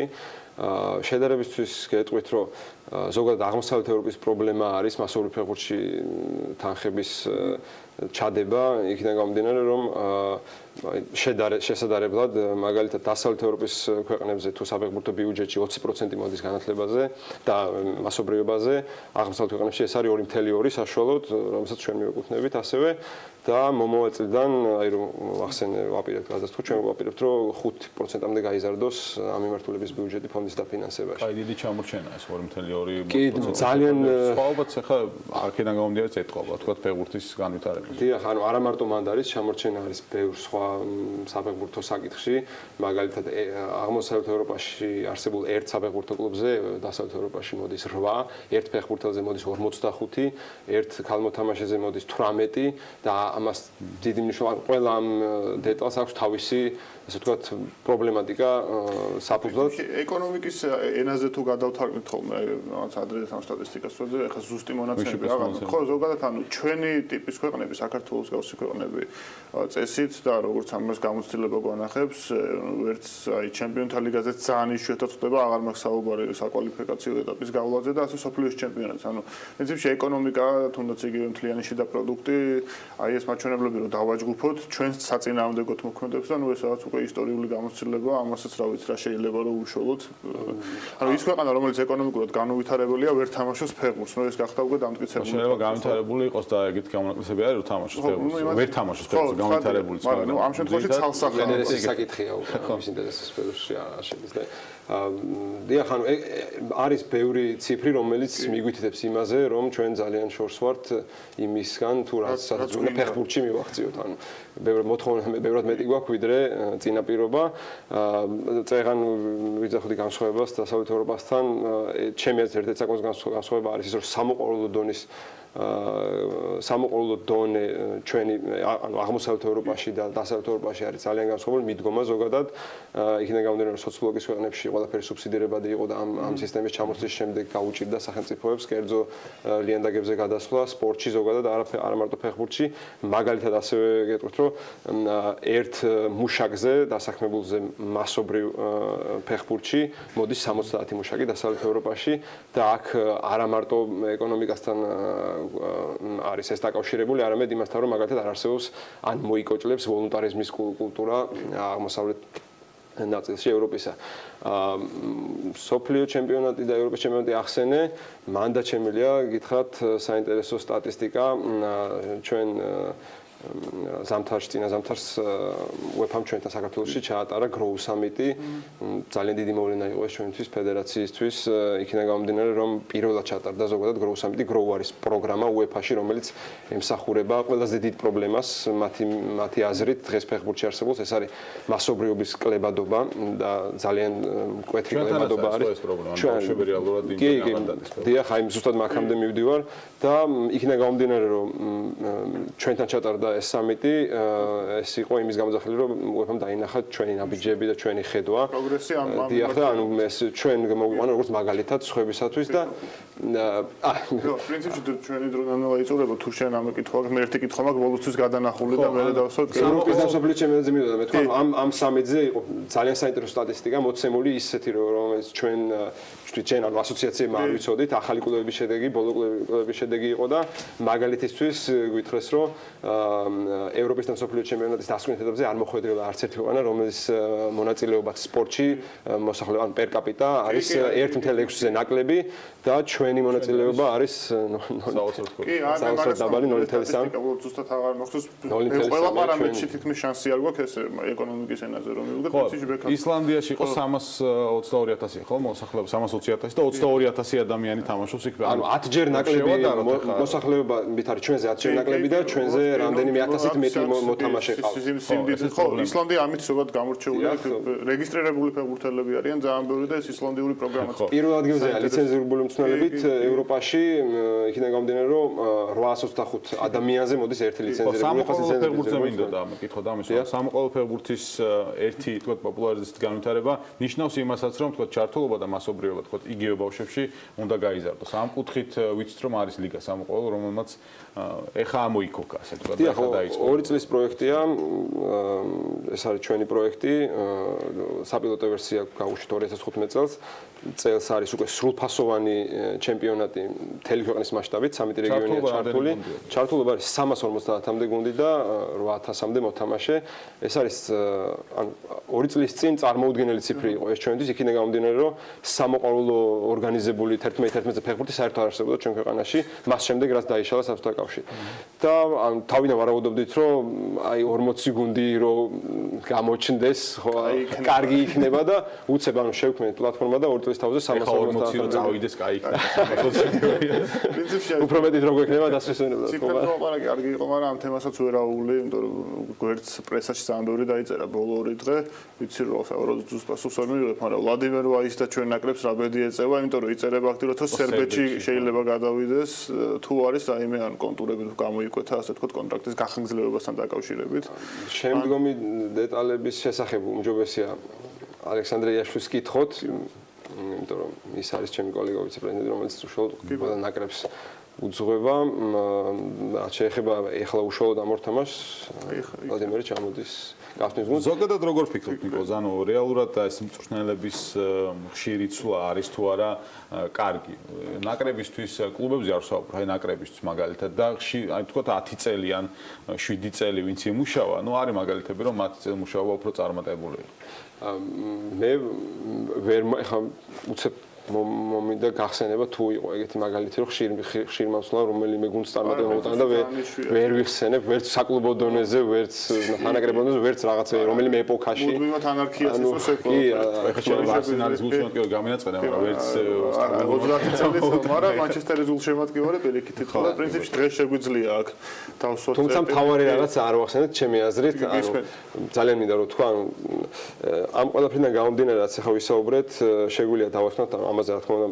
ბევრი გვაქვს ნამუშევარი ფედერაციაში მაგრამ მინდა რომ ჩვენი საუბრის დასკვნითი ნაწილიც შეჯამებაც იყოს ეს ანუ ზოგადად ჩვენი ფეხბურთის ერთ-ერთი შველა არის ეზოს ფეხბურთში სოფლების ფეხბურთში იქიდან გამომდინარე რომ ის სტადიონები რა გიმოგზაურიათ ხო საქართველოში გინახიათ რამდენი სტადიონია სოფელში უმოქმედო და ანუ არ ხდება საფეხბურთო აქტივობების წარმოება ამ სტადიონებზე და აი ამ სტადიონებზე როცა გაჩნდება ბავშვები მაშინ შეგვიძლია უკვე დამატებით ასე თქვა ტექნიკური მახასიათებლების განვითარებაზე ვიმსჯელოთ. ისევ მასობრიობაში არის ფეხბურთის განვითარება. ჯერ მასობრიობაში და შემდეგ ხარჯში, ანუ ინგლისში საოცარი დონეა. კი, მადლობა, მინდა გადავხადო ნიკოლოზ ჟარკავას და ასევე ცხადია ფეხბურთზე საუბარს აქ მორჩებით და მუდმივად პერიოდულად საუბრობთ. კარგი, დიდი გადაცემა უნდა გავაკეთოთ თავის გრაფიკებით და ძალიან. პროგრამება მოქცევთ მთელი საქმიანი დილა ფეხბურთი და სპორტი იქნება და ამიტომ ამჯერად კავშირი და დაგროვებას და დაგეტოვოთ ფეხბურთში მოგვიწევს. კი, და მე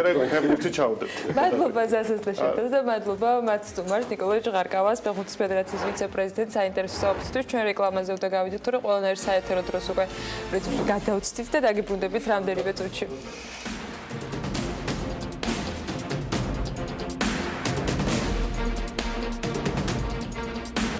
საქართველოს დამსაქმებელთა ასოციაციამ პროფესიული განათლებისა და სწავლების პროექტის ფარგლებში წევრ კომპანიებთან კადრების საჭიროების კვლევა ჩაატარა. კვლევის შედეგად აღმოჩნდა, რომ მცირე და საშუალო ზომის კომპანიებისთვის განსაკუთრებულ პრობლემას კვალიფიციური კადრების დეფიციტი წარმოადგენს. კვლევის პრეზენტაციის დეტალები ვნახოთ ჩვენს სიუჟეტში. სათანადო კვალიფიციური ადამიანური რესურსების არსებობა ახალგაზრდების დაინტერესება საკუთარი სამეწარმეო საქმიანობით და ნაკლები დანახარჯებით საკადრო პოლიტიკის გაუმჯობესება. ასეთია დამსაქმებელთა ასოციაციის მიერ ჩატარებული კვლევის შედეგები, რომელიც მცირე და საშუალო ზომის კომპანიების მთავარ პრობლემებს სწავლობდა. კვლევის მიხედვით ასევე გამოიკვეთა, რომ პრობლემას წარმოადგენს სათანადო შრომის პირობების უზრუნველყოფა და შრომის საკანონმდებლო ნორმებთან საწარმო შიგნით დადგენილი ურთიერთობების შესაბამისობა. განსაკუთრებული პრობლემული საკითხად რჩება ადამიანური რესურსების პრობლემატიკა, ანუ სათანადო კვალიფიკაციის მქონე ადამიანები, რომლებიც მცირე ბიზნესში უნდა იყვნენ ჩართული და ამ კუთხით მიგვაჩნია, რომ ერთობლივი ძალისხმევა იქნება აუცილებელი როგორც სახელმწიფო სექტორის, ასევე კერძო სექტორის, რაზეც დღეს ამაზე ვისაუბრეთ, და პლუს ასევე დასაქმებულების წარმომადგენლების ჩართულობა. თითოეულმა მცირე და საშუალო საწარმომ იცოდეს, ვის რა თემაზე მიმართოს დასახმარებლად და როგორ მიიღოს, რაც შეიძლება უსწრაფესად ეს სერვისი. პრობლემებს შორის დასახელდა სახელმწიფო ორგანოებთან ფინანსური გარემოს დაცვითი თუ სხვა სახის მოთხოვნებთან ჯეროვანი ანგარიშგების უზრუნველყოფა და ასევე საწარმო შიდა და გარე მხარეებთან ეფექტური საზოგადოებასთან ურთიერთობის პოლიტიკის წარმოება. არსებული ხარვეზების აღმოსაფხროლად დამსაქმებელთა ასოციაციამ მცირე და საშუალო ზომის კომპანიებს სერვისების ახალი პაკეტი შესთავაზა. ბიზნესში მთავარი პრობლემა მცირე და საშუალო ბიზნესში არის ის, რომ გარკვეულ ინიციატივებზე, გარკვეულ საკანონმდებლო ცვლილებებზე ცნობიერება ძალიან დაბალია. მაგალითად, შრომის პირობები, შრომის ინსპექტირება, მარკეტინგი რა არის, ზოგადად მენეჯმენტის საჭიროება და რანუ რასარგებელი შეიძლება მოიტანოს, ხო, ანუ აღრიცხვიანობის მოწესრიგება. აი ამ ნაწილში ჩვენ გვინდა რომ ვაერთიანებთ ძალისხმევას და გვინდა რომ ჩვენ გადავინაწილოთ ასე თქვა სფეროები, ბავშვად შრომის პირობები ერთმა აიღოს, ბავშვად ფინანსური მხარე მეორემ, ბავშვად საგადასახადო სისტემას კონსულტირება და მათ ჩაუტაროთ, დავეხმაროთ. კვლევის პრეზენტაციას განათლებისა და ჯანდაცვის სამინისტროს, ასევე პროფკავშირებისა და საგანმანათლებლო დაწესებულებების წარმომადგენლები ესწრებოდნენ. შეხვედრაზე მხარეებმა ერთობლივი ძალებით შესაბამისი სერვისების შექმნასა და პოლიტიკურ რეჟიმში მის განხორციელებაზე იმსჯელეს. ძალიან მნიშვნელოვანი არის საგანმანათლებლო სფეროს და ბიზნესის ურთიერთობას. ეს არის ძალიან მძიმე პროცესი, ამის კულტურა არ არსებობდა საქართველოში. აქედან გამომდინარე, სწორედ მიმდინარეობს მსჯელობა იმის შესახებ, თუ როგორ უნდა შეიცვალოს ცნობიერება ბიზნეს სექტორში, ისე როგორც საგანმანათლებლო სფეროში, როგორ დაუკავშირდნენ ერთმანეთს იმისათვის, რომ აღიზარდოს და მომზადდეს შესაბამისი კადრები. საქართველოს დამსაქმებელთა ასოციაცია პროფესიული განათლებისა და სწავლების პროექტს გერმანიის ხელისუფლების მხარდაჭერით 2016 წლიდან ახორციელებს. თათია ჩაფიჩაძეს რჩევია, რომ წინარე სიუჟეტს როცა აკეთებს, რაც შეიძლება ნაკლები დაგვიტოვოს სასაუბრო. თუმცა სასაუბრო მიხეილ კორძახიასთან მაინც ბევრი დაგვჭა. საქართველოს დამსაქმებელთა ასოციაციის ვიცე-პრეზიდენტი სტუმრობს საქმიანი დილას და მე მადლობელი ვარ მისი დროისთვის და მისი სტუმრობისთვის. დიდი მადლობა. არ შემიძლია არ აღვნიშნოთ წინა კვირაში მოვასწარე კიდეც ბატონ მიხეილთან საუბარი. აილოს თემაზე ბატონი დავით გვარი უკაცრავად. ჯიჯავაძის სტუმრობა, მართლა გამორჩეულად საინტერესო საუბარი შედგა აილოს თემაზე, თან გამომდინარე აქტუალობიდან, ბატონ მიხეილ და დამსაქმებელთა ასოციაციის ჩართულობიდან. უბრალოდ სასიამოვნოა, რაც ვერ ვიტყოდი, რომ იშვიათად, მაგრამ არც თუ ისე ხშირად ხდება, რომ პროფესიული ასოციაციებიდან ესეთი მაღალ კვალიფიციური ექსპერტი, პრაქტიკული და თეორიული ცოდნით, თან ისეთ უაღრესად აქტუალურ საკითხზე, როგორიც არის შრომითი უფლებები, სტანდარტები და ის ახალი მოთხოვნები, რაც მოდის რეალურად ამ თემიდან გამომდინარე. რაც ვიცი, კიდევ საკმაოდ დიდი ღონისძიება იქნება უახლოეს მომავალში, ხო, თქვენი ჩართულობით? არის ამ კუთხით და ზუსტად ამ ნაწილიდან შეგვიძლია დავიწყოთ მომდევნო თემაც, შრომის უსაფრთხოების პოლიტიკა, ყველას მოგეხსენება საქართველოში ამდენად წავედ დგას. ანალოგიურად იგივე თუ კიდე გავაფართოებთ მთლიან შრომის კანონმდებლობის საკითხები და დღევანდელი გამოწვევები პირდაპირ რომ ვთქვათ, როგორც მთლიან საზოგადოების, ასევე განსაკუთრებით ბიზნესის მხარისთვის, ეს არის ერთი ასე ვთქვათ სეგმენტი, რომელიც არის გარკვეულ რეგულაციებზე დამოკიდებული, გარკვეულ ფაქტობრივ და რეალურ სიტუაციაზე, რომელიც საკმაოდ არც თუ ისე მარტივად დგას დღეს ბიზნესის მხარეს. მხარეს. მეორე არის რომელიც განვითარებას შეეხება თითოეული ბიზნეს სუბიექტის. ამიტომ ამ ორივე ასე ვთქვათ კონტექსტიდან მოცემულობიდან რაც კი არსებობს პირველ რიგში ჩვენ მიმართულება რომელიც ჩვენ გერმანულ პარტნიორებთან ერთად დავისახეთ 2016 წელს იყო მთავარი რომ რა არის სისტემური ასე ვთქვათ გამოსწორების გზა ამ ნაწილში და რა არის სისტემურად მისადაგება იმისი თუ ეს მოცემულობა შეიცვალოს რადიკალურად. მე პირველ რიგში გულისხმობ პირველ რეგულაციების თემატიკას იმ ნაწილში რომ მაქსიმალურად შერბილდეს სიტუაცია, მაქსიმალურად აღმოიფხვრას ის ნეგატივები რომელიც სამწუხაროდ და საუბედუროდ ჩვენ ქვეყანას თითქმის ყოველ თვე გარკვეული ასე ვთქვათ შემთხვევებით გვახსენებს ხოლმე თავს. მეორე ფატალური შემთხვევები, რომელიც შემთხვევას ეხება და კიდევ გავაზრდით ასევე სხვა მიმართულებით არიან. ამიტომ არც თუ ისე მარტივი არის დღეს რეალობიდან გამომდინარე განსაკუთრებით მცირე და საშუალო მეწარმისთვის მსგავსი გამოწვევებისათვის გამკლავება ამ ნაწილში. ამიტომ პირველი რასაც ჩვენ თვლით და ზოგადად თვლით რომ რაც გვჭირს რეალურად დადებით თუ არ ყოფით ყველაფერი მოდის განათლებიდან და გაუნათლებლობიდან. ეს არის აქსიომა მგონი და ამიტომ და ჩვენ ასე პარტნიორებთან ერთად დავიწყეთ 2 წლის წინ სანამ ამ თემაზე გადავალთ მე მაინც იმედი მაქვს რომ იგივე პარლამენტი იქნება თუ მთავრობა და მათი ჩართული პერსონალიები, ასე ვთქვათ, უფრო მეტად გამოიყენებენ დამსაქმებელთა ასოციაციის პოტენციალს რა კუთხით. არავის ბიზნეს ასოციაციაზე უკეთ არ შეუძლია იმ ოქროს შუალედის დაჭერა, რომელსაც დღეს ჩვენ რაღაც ბიზნესიდან ჩვენ ბიზნეს გადაცემაში ვართ, ხო? ხედავთ საფრთხეებს, რომ ზედმეტად რადიკალური გადაწყვეტილებები ამ კუთხითაც არ იყოს მიღებული და რამდენად აქტიურად ითვისებენ თქვენ ცოდნას საერთაშორისო გამოცდილებას, თუ იციან კი თუ საერთოდ დამსაქმებელთა ასოციაციის პორტფოლიო, რომელიც ერთ-ერთი გამორჩეულია მათ შორის საერთაშორისო ორგანიზაციებთან და მე არ გულისხმობ მხოლოდ ILO-ს.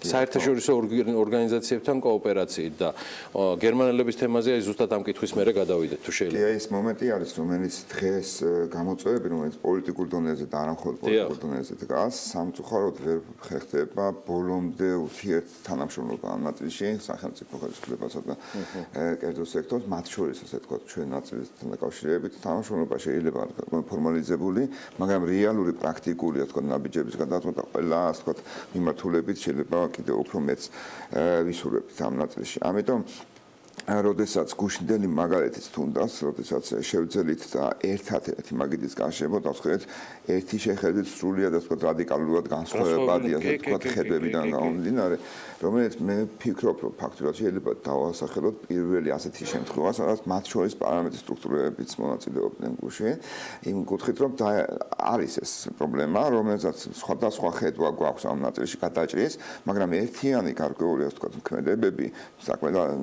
საკმაოდ ასე ვთქვათ ნაკლები არის ამ ბოლო წლების განმავლობაში განსაკუთრებით და ამიტომ გუშინდელი შეხვედრა საკმაოდ პოზიტიური იყო იმ ნაწილში, როდესაც თითოეულმა მხარემ ეს იქნება პარლამენტი, ეს იქნება ხელისუფლების სამივე ასე ვთქვათ შტო იყო ამ ნაწილში ან განსაკუთრებით ვინც ჩართულია ამ ნაწილზე, ეს არის ეკონომიკის სამინისტრო, ეს არის განათლების, ეს არის შრომის და ჯანმრთელობის სამინისტროები, სადაც მხოლოდ გავხსენეთ დისკუსია იდეის გარშემო, რომ რა შეიძლება ასე ვთქვათ უმოკლესი ეფექტის მომცემი იყოს ჩვენი ერთობლივი მოქმედებებისა. მათ შორის რეგულაციებზე, მათ შორის ზოგადად ბიზნესის განვითარებაზე და განსაკუთრებით იმ სეგმენტის, სადაც უფრო მწვავედ დგას და ეს არის მცირე და საშუალო საწარმოების პრობლემატიკა. ვინაიდან ამ სუბიექტებს არ გააჩნიათ საკმაოდ რესურსი და ბუნებრივია, იმიტომ რომ არის ასე ვთქვათ მცირე, არ აქვს და ამ ნაწილშიც როგორ შეიძლება ერთიანი პირობითად, ერთიანი ასე ვთქვათ ძალისხმევით მოვახდინოთ გარკვეული ასე ვთქვათ ჩართულობა და გარკვეული განვითარება, მათ შორის გამკლავება გამოწვევს. მიღმა სიუჟეტისა, ყველამ ვიცით დეტალურად პრეს-რელიზსაც გავეცანით, თქვენ პრეზენტაცია გააკეთეთ და ეს არის კონკრეტული სერვისები, რაც მცირე და საშუალო ბიზნეს შეეთავაზა ასოციაციის ფარგლებში და ზოგადად რაც თქვენ გუშინ ინფორმაცია გავუშვით ბიზნეს საზოგადოებაში. უფრო დეტალურად ყველაზე მნიშვნელოვანი გზავნილები, რაც გუშინ დამსაქმებელთა ასოციაციამ გააკეთა. ასეთი ძალიან პრაქტიკულად, ეს თქვა გვინდოდა რომ მაქსიმალურად პრაქტიკული ყოფილიყავთ.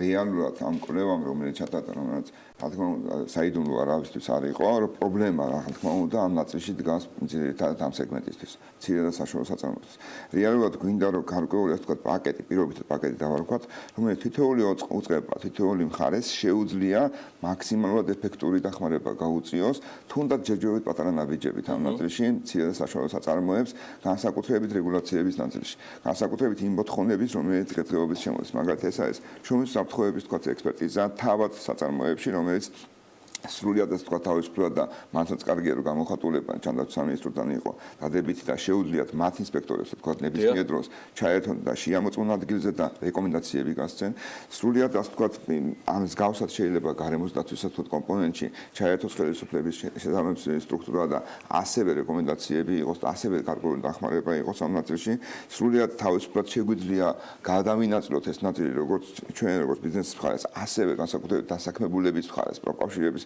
კუთხით და ასე ერთობლივად შრომის კანონმდებლობის საკითხში, რომელიც შემდგომში შესაძლებელია ასე და აუცილებლად მოდის ეს ასე ვთქვათ საკითხები კიდევ უფრო შემწავლად დადგეს თუ მომზადებული არ იქნებით, შესაძლებელია ეს მოხდეს ზოგადად განვითარების, თავად ბიზნეს განვითარების და საკმაოდ ასე ვთქვათ ვის და თქვენ მოგეხსენებათ რომ თქვათ იგივე PR ასე ვთქვათ კამპანია მცირე და საშუალო მეწარმეებისთვის ალბათ საოცნებო თემატიკა არის. ამ ნაწილში შესაძლებელია გარკვეული ძალიან მცირე ასე ვთქვათ პაკეტით დავიწყოთ ამ ნაწილში და შევთავაზოთ გარკვეული ძალიან მარტივი ასე ვთქვათ დახმარებები განსაკუთრებით რეგიონალურ ჭრიშიც ამ ნაწილში და განსაკუთრებით ასე ვთქვათ მნიშვნელოვანია კოორდინაცია ამ კუთხით თვით ასე ვთქვათ რეგიონალური განვითარების ნაწილშიც. ვინაიდან დღეს მცირე საწარმოების უმეტესობა ამ კუთხით რომელიც რეგიონში არიან კიდევ უფრო ასე ვთქვათ წავი ასე ვთქვათ პრობლემატიკას განიცდიან ამ მიმართულებით. ეს არის ძალიან მცირე ჩამონათვალი იმისი, რომელიც შემდგომში ნაბიჯების გადადგმის შემდგომ შესაძლებელია ერთობლივად გარკვეულად თქვა კიდევ უფრო გაიზარდოს იმის და მიხედვით ამა თუ იმ სეგმენტში, ამა თუ იმ რეგიონში რა უფრო უმწვავესი არის პრობლემა. ამიტომ ჩვენ გვეგმოთ რომ აი ამ თვის განმავლობაში გარკვეულად თქვა საბოლოო ჯამში ჩამოყალიბება იყოს აი ამ კონკრეტული ნაბიჯების, კონკრეტული შეთავაზების და ალბათ თვის ბოლოს დეკემბრის დასაწყისში გამზადებული პაკეტით ყველა ასე თქვა უწყება და ჩვენი ასე თქვა ბიზნეს მხარე და ასევე დასაქმებულების წარმომადგენლებს შეეძლებათ ერთიან ანათება შევთავაზოთ ძალიან მარტივად ასე ვთქვათ დაკავშირებით ეს იქნება ცხელი ხაზი ეს იქნება პირადი სტუმრობა ეს იქნება ადგილზე ვიზიტები და ასე შემდეგ ანუ გამოსავალს ვეძებთ იმ ნაწილში თუ რა შეიძლება ამ კუთხით მაქსიმალურად ასე ვთქვათ დავიცვათ შავი ერთ დეტალს დავამატებ თქვენისნაირად სანამ ანას და შოთას შესაძლო კითხვებზე გადავალთ და ის იმ პლატფორმის და ტრიბუნის გამოყენება რომელიც პირდაპირ თუ არა პირდაპირ არის მითითებული, მაგრამ მოდი დღევანდელი ეთერი, რომელიც ნამდვილად არ არის დამსაქმებელთა ასოციაციის და ბიზნეს მედია საქართველოს თანამშრომლობის ძალიან დიდი ხნის განმავლობაში ფარგლებში, ესეც გამოცხადოთ, რომ ეს სტუდია და ის გადაცემები, რაც რეალურად მუდმივად თანამშრომლობენ პირადად თქვენთან დამსაქმებელთა ასოციაციის წევრებთან თუ ტოპ მენეჯმენტის სხვა წარმომადგენლებთან არის ზუსტად ის პლატფორმა, რაც მათ პრობლემებზე თუ საჭიროებებზე თუ უბრალოდ პრომოუშენისთვის მათი ბიზნესისთვის იდეალურად გამოსაყენებელი. ეს არის ადგილი, სადაც ასე ვთქვათ ნებისმიერ განსაკუთრებით მცირე და საშუალო საწარმოებს შეუძლიათ პირდაპირ ასე ვთქვათ კონტაქტით თავის პრობლემები მოიტანონ და ასე ვთქვათ გადაწყვეტის თქვენ იმუშაოთ. ანუ ჩვენ არ ვიძახით და არავინ არ იძახის რომ პრობლემები არ არსებობს, არავინ არ იძახის რომ მე ესა პრობლემა არ მაქვს და არ მეხება პირიქით. ჩვენ გვინდათ რომ სამსჯავროდ გამოვიტანოთ ერთი და არა მხოლოდ თქვა ვიმჯეროთ, არამედ კონკრეტული ასე თქვა გადაწყვეტილის მექანიზმები და ნაბიჯები გადავდგათ. ეს არის მთავარი ამოსავალი, რაშიც გუშინდელი შეხვედრიდან გამომდინარე, საკმაოდ ასე თქვა დადებითი განწყობა არის ყველა მხარის ამ კუთხით.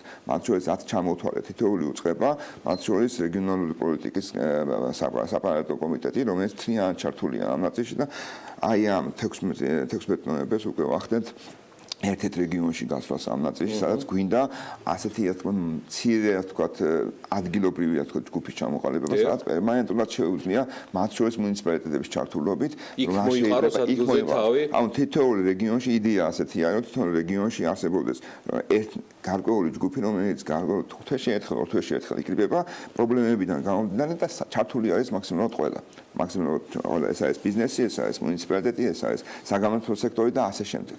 ანუ იმის და მიხედვით რომ რეალურად არ ვიყურებოდეთ რეგიონიდან თქვა თბილისში, რასაც თქვა გადაწყვეტა პირიქით რეგიონმა თავად დასვას კითხვები და თუ საჭირო არის იგივე თქვა კომიტეტების, იგივე სახელმწიფო უწყებების ან ჩვენი მხრიდან თქვა მოვიტანოთ ის პრობლემები, სადაც იგივე ლობირების თემატიკაზეა თქვა. შეგვეშველება. ჯერ გაიგიათ, რომ სუსვა სამყარო არის და პრობლემების სიმძიმე რეგიონებში, იგივე ბიზნესთან მიმართებაში ჩვენი პროფილიდან გამომდინარე ძალიან ბევრჯერ და არ ვიცი ხა მე უბრალოდ კიდევ ერთი ხმა და გაცხადება იმისი, რომ ყოველკვირეულ რეჟიმში ნურას დროს ნუ გაგიკვირდება თუ ნახავთ საქართველოს დამსაქმებელთა ასოციაციას, მათ წარმომადგენლებს ჩვენთან ეთერში ერთი მარტივი მიზეზის გამო.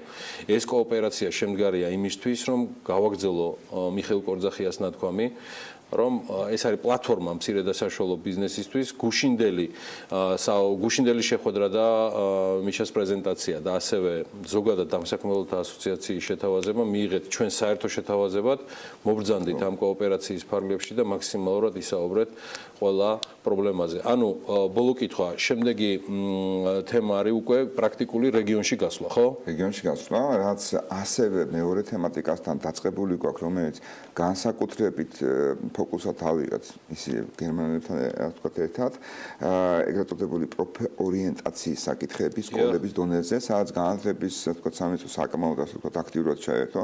დღეს გვაქვს 7 ლოკაცია, რომელიც პილოტურ რეჟიმში ასე თქვათ ყოველი კვირა დღეს ვიყენებთ ამ ნაწილში, რომ სასწავლო პროცესს ხელი არ შეეშალოს და იქ ასე თქვათ გარკვეული თქვათ სიმულაციური ასე თქვათ სახლების ასე თქვათ მაკეტის ნაწილში ბავშვები, რომლებიც უკვე მე-8, მე-9, მე-10 კლასის მოსწავლეები არიან, თავად პირველად ეხებიან თქვათ იმ პროფესიებს, რომელიც შეიძლება ტელევიზიით კონდეთ ნანახი ამ ნაწილში, რომ გარკვეული ორიენტირება მოახდინონ თავისი, ასე ვთქვათ, ბედის შემდგომში პროფესიულ, ასე ვთქვათ, ჭრილში.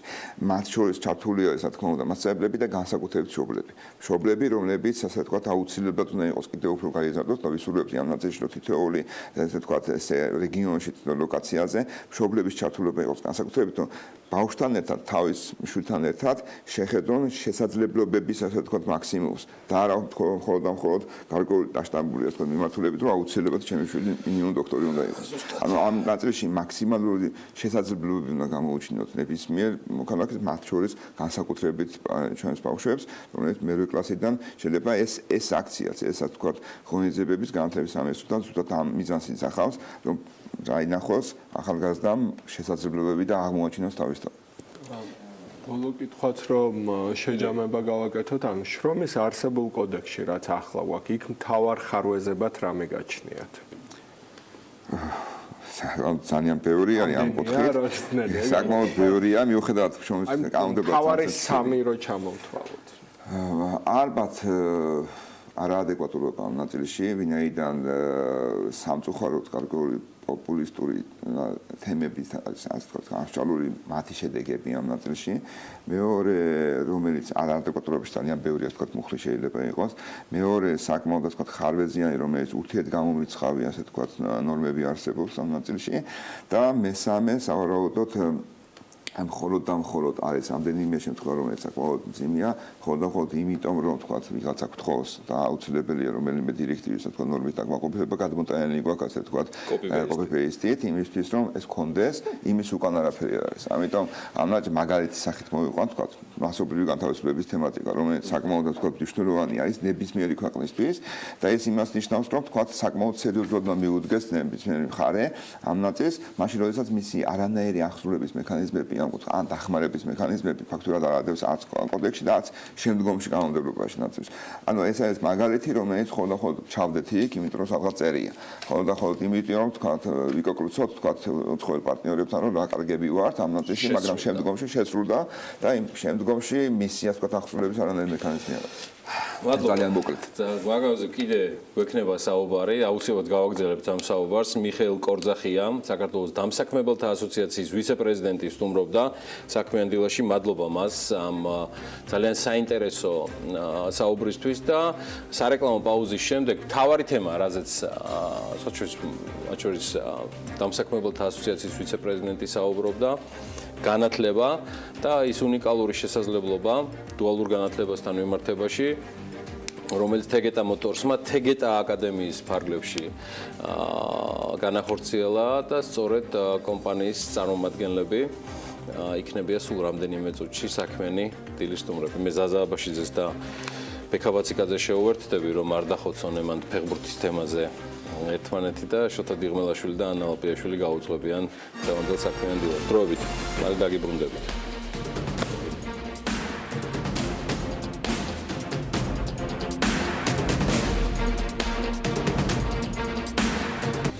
ნაწილობრივ გავაგრძელებთ იმ თემებს, რომელიც საქმიანი დილისთვის და დილის მაყურებლებისათვის ადრიან დაიწყო და ძალიან ბევრ საინტერესო მიმართულებაზე გაგრძელდა. თეკიტა აკადემია და ანუსე გიორგი 2013 წლიდან ფუნქციონირებს ეს აკადემია და არის უნიკალური სასწავლო პლატფორმა. აკადემიის სასწავლო პროგრამა შედგენილია ევროპაში აპრობირებული დუალური განათლების მოდელის მიხედვით და სამუშაოზე დაფუძნებულ სწავლებას გულისხმობს. ეს სახელმწიფო პრიორიტეტებს შორის ერთ-ერთიც არის და ეს კონკრეტული მაგალითი ამის როგორ შეიძლება კერძო სექტორმა ასეთი პრიორიტეტი აქციოს რეალობად. სასწავლო ცენტრის მიზანია პროფესიული განათლების პოპულარიზაცია ქვეყანაში, მაღალკვალიფიციური სპეციალისტების მომზადება, ავტომომსახურების სფეროში და მათი შემდგომი დასაქმება. სწორედ ამ თემებზე ვისაუბრებთ ჩვენ სტუმრებთან ლიკა ბერუაშვილი, თეკიტა მოტორსის ადამიანური რესურსების მართვის დეპარტამენტის ხელმძღვანელი და ალექს ჩიბარაშვილი, თეკიტა მოტორსის პროფესიული ტრენინგების კოორდინატორი სტუმრობენ. დილა მშვიდობის, მადლობა იმისთვის, რომ ხართ ჩვენთან ერთად. წინასწარ შეთანხმებული თემების მიუხედავად და გარდა დილიდან ჩვენი სტუმრებთან საუბრის შემდეგ ძალიან ბევრი კითხვა დაგროვდა და ბევრი შესაძლებლობა, რომ ასევე მივიღოთ კონკრეტული პასუხები. თუმცა დავიწყოთ ჩვენი ბოლო სტუმრით, ვისაც თქვენამდე უმასპინძლეთ პროფესიული განათლების ნაწილში. კარგი პრაქტიკაა კერძო სექტორის მხრიდან, როდესაც ჩამოყალიბებული სასწავლებელი არსებობს. რატომ გაგიჩნდათ საერთოდ იდეა და სურვილი, რომ თქვენი სასწავლებელი გაგაკეთებინათ? მოგესალმებით, პირველ რიგში მადლობა. მადლობა სტუმრობისათვის. ზოგადად მოგეხსენებათ კომპანია თეკიტა მოტორსი საქართველოში ერთ-ერთი ყველაზე დიდი დამსაქმებელი არის. მხოლოდ მიმდინარე წელს 35 ადამიანი დავასაქმეთ. შესაბამისად შრომის ბაზარზე არსებული მდგომარეობიდან გამომდინარე და კომპანიის მზარდი მოთხოვნებიდან გამომდინარე, ჯერ კიდევ 2013 წელს გაჩნდა საჭიროება, რომ კადრები გადაგვემზადებინა. ესე იგი, საწყის ეტაპზე დავიწყეთ ჩვენივე არსებული თანამშრომლების გადამზადება, როგორც თეორიული, ისე პრაქტიკული კუთხით. შემდგომ უკვე ჩამოყალიბდა თეკიტა აკადემია, დავიწყეთ ზრუნვა ახალი კადრების გადამზადებაზე. ეს იყო ასევე თეორიული. გადამამზადებლები როგორ შეარჩიეთ? გადამამზადებლები არიან ქართველებიც, ტრენერები, გარდა ამისა ყავს უცხოელი პარტნიორები, როგორც თქვენიც ეს არის რავით ბოში, მოტული, პორშე. ბრენდებიდან გამომდინარე მსახურება და რომის მოთხოვნებსაც პრინციპში სრულად უნდა აკმაყოფილებს ყველა ის სერვის ცენტრი, რომელსაც აქვს უფლება, რომელსაც აქვს უფლება თეკიტას რომ 3-ზე მეტი ევროპული პრემიუმ ბრენდის ოფიციალური წარმომადგენლები ვართ საქართველოში, შესაბამისად მათ ასე ვთქვათ სერტიფიცირებული ტრენერები საქართველოში ჩამოყვავს. გარდა ამისა ჩვენივე თანამშრომლების გაგზავნაც ხდება. და ადგილზე ხდება ასე ვთქვათ. რამდენად ხშირია დასაქმება თქვენივე სასწავლებლიდან თქვენს ცენტრებში? ხშირად არის შესაძლებლობა რომ ვთქვათ უბრალოდ აი დამოუკიდებელი ვთქვათ მექანიზატორები თუ როგორც შეიძლება მათ დავარქვათ, ან ბევრ მიმართულებით თავად უნდათ რომ ისწავლონ აქ და შემდეგ თვითონ იმუშაონ დამოუკიდებლად. ამის პრაქტიკაც გვაქვს. ჩვენ გადამზადება დაახლოებით 300 ადამიანმა გაიარა თეკიტა აკადემიის ფარგლებში უკვე და აქედან 114 წარჩინებული ასე ვთქვათ დასაქმდა თეკიტა მოტორსის სხვადასხვა ფილიალებში. ანუ მასშტაბი კიდევ უფრო იზრდება, დაინტერესება ძალიან დიდი არის, ზოგადად მათი მოთხოვნა საკმაოდ დიდი არის ამ მიმართულებით. ერთჯერადად ხდება გადამზადება თუ არის ეტაპები, როდესაც კვალიფიკაციის ამაღლებისთვის რაღაც შუალედებით თქვენს თანამშრომლებს ვთქვათ რაღაც კურსები უტარდება ან ჩვენივე თანამშრომლების განვითარებაზე ზრუნვა მიმდინარეობს მუდმივ რეჟიმში. ეს ხდება ადგილობრივად ტრენინგ ცენტრში, თეკიტას ბაზაზეც, ასევე მივლინებები გვაქვს უცხოეთში ჩვენივე პარტნიორ ორგანიზაციებთან. ხდება გადამზადება როგორც ბექ ოფისის თანამშრომლების, ასევე ფრონტ ოფისის თანამშრომლების და წელიწადში საშუალოდ 50 ტრენინგი მაინც ტარდება, 700-800 თანამშრომელი გადის გადამზადებას ამ კუთხით. გადამზადებაში თან როგორც ჩვენს პარტნიორ ხართ, თანამშრომლობთ ჩვენს პარტნიორ ორგანიზაციებთანაც, მათ შორის ტექნიკურ უნივერსიტეტთან და ეს ტრადიციულ საგანმანათლებლო დაწესებულებებთან თანამშრომლობის ფორმატი რომ აღწეროთ, როგორ ხდება? როგორც გითხარით, კომპანია ძალიან დიდი არის, ძალიან მაღალი სოციალური პასუხისმგებლობა გაგვაჩნია, შესაბამისად ამ კუთხით ძალიან ბევრი პროექტი ხორციელდება. ჩვენ თანამშრომლობთ წამყვან უნივერსიტეტებთან, ერთ-ერთი კარგი მაგალითი არის საქართველოს ტექნიკური უნივერსიტეტი.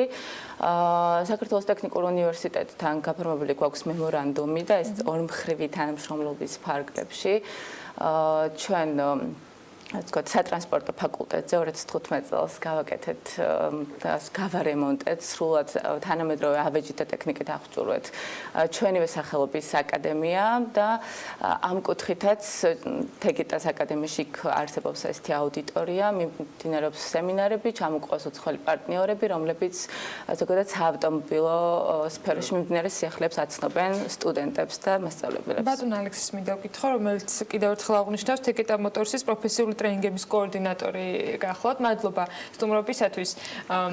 რა არის მთავარი გამოწვევა ამ შემთხვევაში კომპანიისათვის, როდესაც ასეთ გადაწყვეტილებას იღებს და გადაწყვეტს, რომ რესურსი დახარჯოს კადრების კვალიფიკაციის გაუმჯობესებაში და რეალურად საკუთარი კადრების გარდა ძალიან ბევრისთვის კარგი შესაძლებლობა ასეთ აკადემიაში სწავლა. მადლობა მოწვევისთვის, მივესალმებით თქვენს მაყურებელს. კითხვას რაც შეეხება. ზოგადად ბიზნესისთვის ძალიან კომფორტული იქნებოდა და განვითარებულ ქვეყნებში ეგრეა, რომ შრომის ბაზარზე არსებობდეს გამზადებული კადრი და ქონდეს არჩევანის შესაძლებლობა და ამას ძალიან კარგად უნდა ახორციელებდნენ მაგალითად პროფესიული განათლების სფეროში მოღვაწე სახელმწიფო თუ კერძო კოლეჯები. თუმცა არსებული რეალობა 2013 წლიდან არა მარტო კომპანია 22 წელია ბაზარზე და მუდმივ რეჟიმში ეძებს პროფესიონალებს, შესაბამისად აღმოჩნდა, რომ უბრალოდ არ არის რესურსი, რომელიც რესურსიც ჩვენს ბიზნეს საჭიროებას და მოთხოვნებს პასუხობს. ამიტომ მიუხედავად იმისა, რომ ჩვენ ძალსახად ბიზნეს სექტორი ვიყავით, გადავწყვიტეთ, რომ საგანმანათლებლო საქმიანობაში ბევრი დრო და რესურსი ჩაგვედო, გაგვეზიარებინა ჩვენი პარტნიორების დიდი გამოცდილება, მაგალითად გერმანელები განსაკუთრებით კარგად აკეთებენ ამ სისტემას, როცა ბიზნესი იდეალურად ერწყმის განათლების სისტემას და თვითონ ზრდის, ასე ვთქვათ, თავისთვის პროფესიონალებს. შესაბამისად დავიწყეთ ამაზე ზრუნვა, მომზადდა სპეციალური საგანმანათლებლო პროგრამა, რომელიც ამზადებს ჩვენს მექანიკოსებს. საჭირო გახდა საქართველოს ადაპტაცია თუ როგორც ვახსენეთ სტანდარტები, რომელიც არსებობს. ძალსახად გადმოტანა იქიდან აქ არ ხდება, იმიტომ რომ ქართული მენტალიტეტი, ბიზნესის რეალობა ასე შემდეგ ძალიან ბევრი ნიუანსია, რომელიც აუცილებლად საჭიროებდა მოდიფიცირებას. ჩვენ გქონდა კონსულტაციები და ძალიან აქტიურად თანამშრომლებთ მაგალითად განათლების სამინისტროსთან, ხარისხის განვითარების ცენტრთან.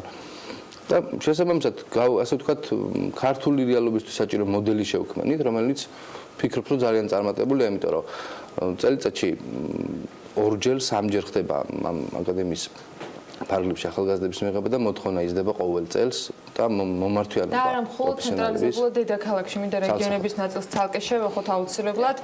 ჯერ თქვენგან მინდა მოვისმინო, ანუ რამდენად ელოდით ან როგორი არის აქტივობა რეგიონებში, ან რამდენად გასაჭიროება, რომ ამდენი, თქვათ, მიმართულებით იყოს გაშლილი ცენტრი და აუცილებლად თქვენც უნდა გკითხოთ, აი ამ გადაწყვეტილების შესახებ, გასაკუთრებით რუხთან დაკავშირებით მაინტერესებს შეფასებები, რა შედეგებს იღებთ. წინა გამოსვლელთან უსვენდი მე და ძალიან კარგი აქცენტები გაკეთდა რეგიონზე და ზუსტად იგივე პრობლემის წინაშე დგას ნებისმიერ ბიზნესი საქართველოში, მათ შორის საავტომობილო სფეროც ეგრეა. პროფესიონალები განსაკუთრებით რეგიონში საკმაოდ რთული საპოვეა, ასე ვთქვათ. ამიტომ რუხი ამ შემთხვევაში იყო ერთ-ერთი კარგი მაგალითი იმისი, რომ დასავლეთ საქართველოში განსაკუთრებით სამეგრელოს რეგიონში ქონდა დასაყრდენი, რომელიც ზუგდიდს, დასავლეთ საქართველოს ბათუმს, ფოთს, ქუთაისს ასე მოემსახურებოდა და საპარტნიორო ფონდთან ერთად მიმდინარე წლის ივნისში ჩვენ გავაკეთეთ დიდი სასწავლო სივრცე, არსებული ფილიალი გავაფართოვეთ, ამ ფილიალის ფარგლებში მოხდა სასწავლო სატრენინგო სივრცის მოწყობა, გავაკეთეთ ყველაფერი, რაც შეიძლება ჭირდებოდეს პროფესიონალურ კადრის მომზადებას. გვაქვს როგორც პრაქტიკული სივრცე სასწავლო, ასევე თეორიული სივრცე, კომპიუტერული ლაბორატორია და ასე შემდეგ. ამის გარდა თანამშრომლობთ ადგილობრივ უნივერსიტეტთან, ეს არის შოთამაშხის სახელმწიფო სასწავლო უნივერსიტეტი და მათთან ერთად უკვე სამომავლოდ ძალიან დიდი მიზნები გვაქვს, იმიტომ რომ გინდა ავტორიზირებული პროგრამების განხორციელება, რაც კიდევ უფრო გაზრდის მომართვიანობას და გაზრდის ასე ვთქვათ პრესტიჟს პროფესიული განათლების. რამდენად მოდის ინოვაციები ქვემოდან? საერთოდ ზოგადი მოდელი არის ხოლმე ბიზნესს, რომ ცენტრიც რაღაცა ახალს ნერგავს და მერე ეს სხვადასხვა სტრუქტურაზე, ასე ვთქვათ, პირამიდასაც მერე ჩამოედინება ყველას. თქვენ აწყობთ ჰაკათონებს.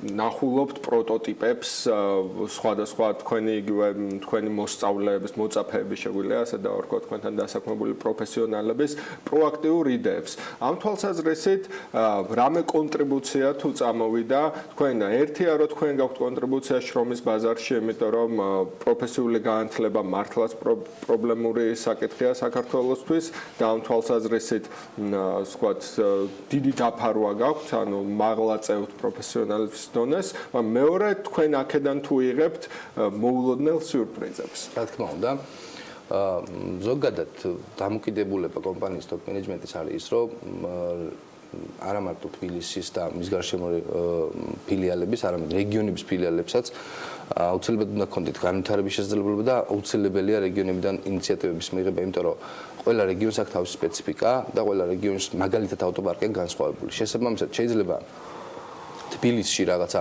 კონკრეტული საკითხის აქტუალობა ძალიან მაღალი იყოს და გვინდოდეს პირობითად ჰიბრიდული ავტომობილები სტემპის ზრდა თბილისში იყო მაღალი რაღაც პერიოდის განმავლობაში და მხოლოდ ბათუმში და მაგალითად არ იყო თელავში.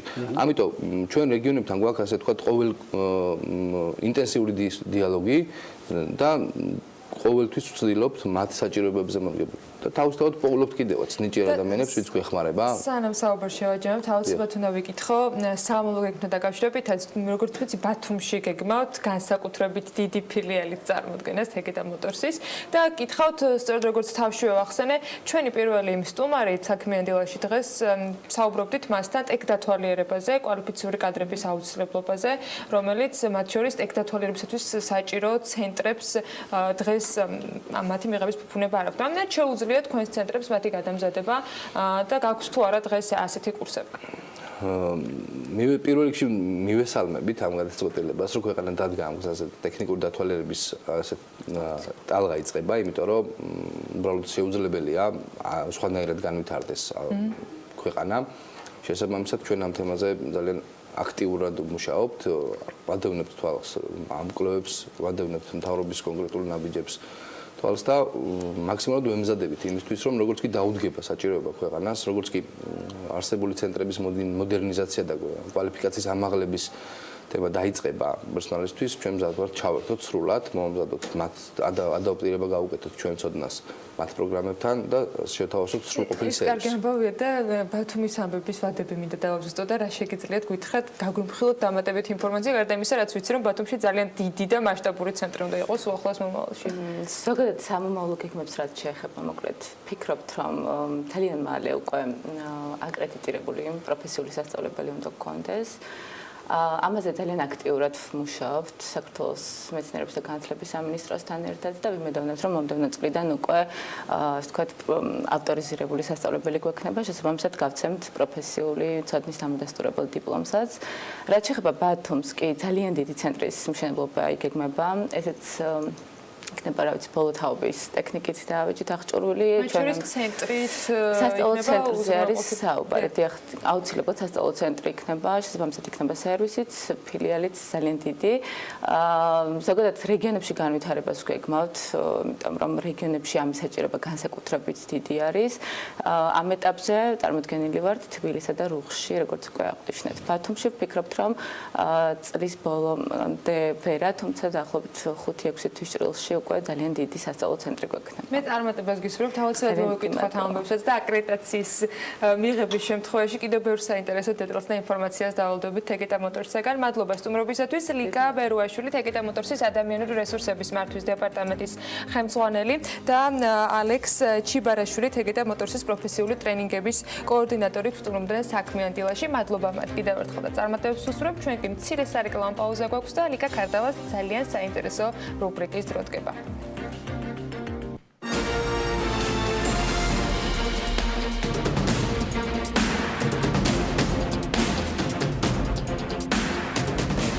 ამის შემდეგ ერთ-ერთი ჩემთვის განსაკუთრებულად გამორჩეული რუბრიკის დრო არის დეველოპერ რუბრიკას. ლიკა ქარდავა სულ რამდენიმე წუთში სტუმართან ერთად დაიწყებს, თუმცა იქამდე თბილისი გარდენსის მომხმარებლებისათვის შეთავაზებული სიახლეების შესახებ უნდა ვნახოთ სიუჟეტი.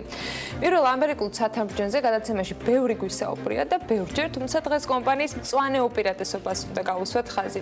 კომპანიამ უკვე მიიღო იტალიიდან ჩამოტანილი ნერგები, რომელიც თბილისის შუაგულში, თბილისი გარდენსის ტერიტორიაზე განთავსდება. ათასობით ნერგის ცათამბჯენის კუთვნილ ტერიტორიაზე განთავსებას კი კომპანიის წარმომადგენლებთან ერთად ნინი ლონგურაშვილი და ედგარ ყაზაღაშვილი დაესწრნენ. მოდით ნახოთ რეპორტაჟი. მწვანე საფარს ჩაივლი თუ არა თბილისისთვის უჩვეულო შენობას ეკებები. გზიდან მცირემანძილითაა დაშორებული, თუმცა ის მცირემანძილიც თურმე კომპანიას ეკუთვნის, რომელმაც შეხედვისთანავე ნიუ-იორკული ცათამბჯენი წარმომადგენინა. თბილისში ამერიკულმა არქიტექტურამ ასათიანის ქუჩის 6 ნომერში დიდი ხნის წინ დაიდობინა. დღევანდელ რეალობაში თუბინასეძებ უკვე აუცილებლობასაც კი წარმოადგენს გამწვანებული, მშვიდი და ჟანგბადით სავსე ტერიტორია. თბილისი გარდენსის ეს ღია სივრცე მარად მწვანე პარკს და 29 სართულიან გამორჩეულ ცათამბჯენს აერთიანებს. როგორც თქვენ წარმოგიდგენიათ იყოს თბილისი გარდენსის მიერ შემოთავაზებული ამერიკული ცხოვრება, ამისთვის კომპანიამ მსოფლიოს სხვადასხვა კუთხეს ეხება. პირველი, რასაც ჩვენი სიუჟეტი ეხება, კომპანიის გამწვანებული ტერიტორიაა თბილისში ათასობით ნერგი იტალიიდან პირდაპირ თბილისი გარდენსის ტერიტორიაზე შემოვიდა. ძალიან სასიხარულო ამბავია, რომ ეს მოვიდა მოკლედ, ჩამოვიდა. დაახლოებით რამდენი ნერგი არის? ხო, აქ არის 1400 ბუჩქი და 62 ხე. 62 ხე. დიდი რაოდენობის კი, დიდი რაოდენობის არის. კი, ერთი ამდენი ალბათ კიდე ჩამოვა, ალბათ ერთი თვის მერე უბრალოდ ეტაპობრივად მოხდება ჩარგვები, იმიტომ რომ ჯერ მშენებლობა მიდის და ამიტომ ეს საშუალებას არ გვაძლევს.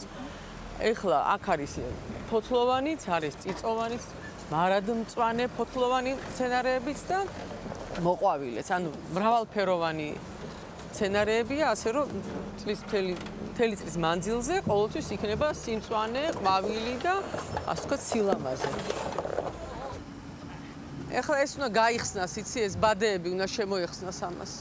დიდი ხია და ფრთხილად ბიჭებო, ეს სავარაუდოდ არის ნეკერჩხალი. კი, ნეკერჩხალია. აქ ყველა ნერგს რუდუნებით ექცევიან. იციან, რა სჭირდება მყიდველს. იციან, რომელი ნერგი, რომელ კუთხეს მოუხდება. ამიტომაც ჩამოვიდა იტალიიდან სხვადასხვა ფერის, ზომის და ფორმის მცენარე.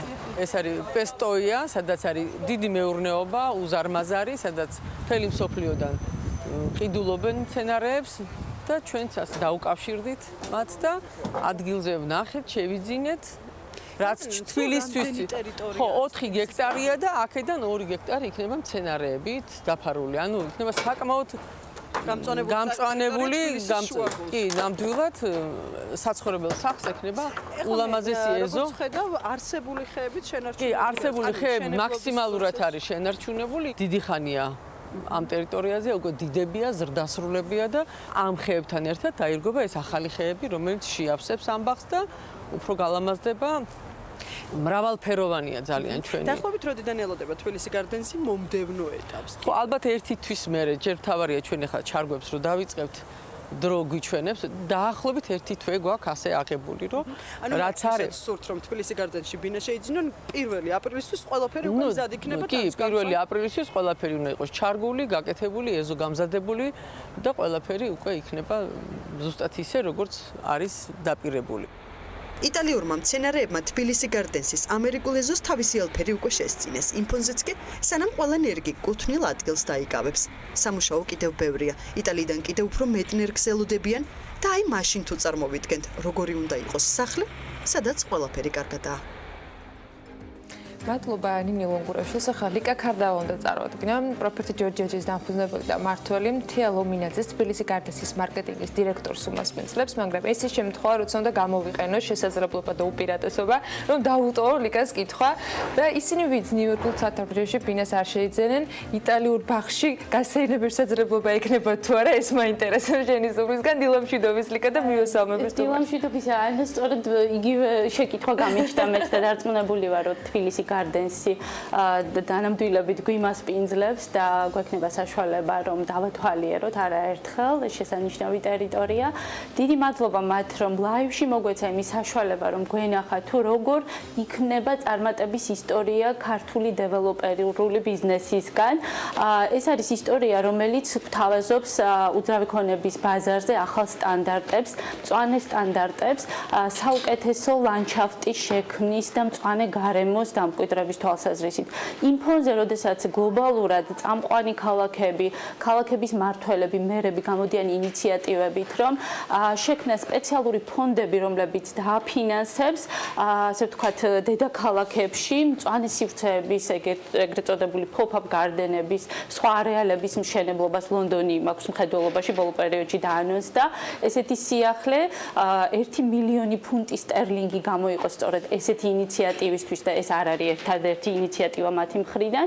იმედი მაქვს, რომ აი ესეთ ინიციატივებს ქართული ბიზნესი კიდევ უფრო შეუერთდება დეველოპერული ბიზნესით, ქალაქის მმართველობა და ძალიან ბევრ წარმატებულ кейსებს შევქმნით, რათა ჯანსაღ და მართლა ციცოცხლის უნარიან ქალაქში ვიცხოვროთ. თეიკო, ძალიან დიდი მადლობა რომ ხარ ჩვენი სტუმარი.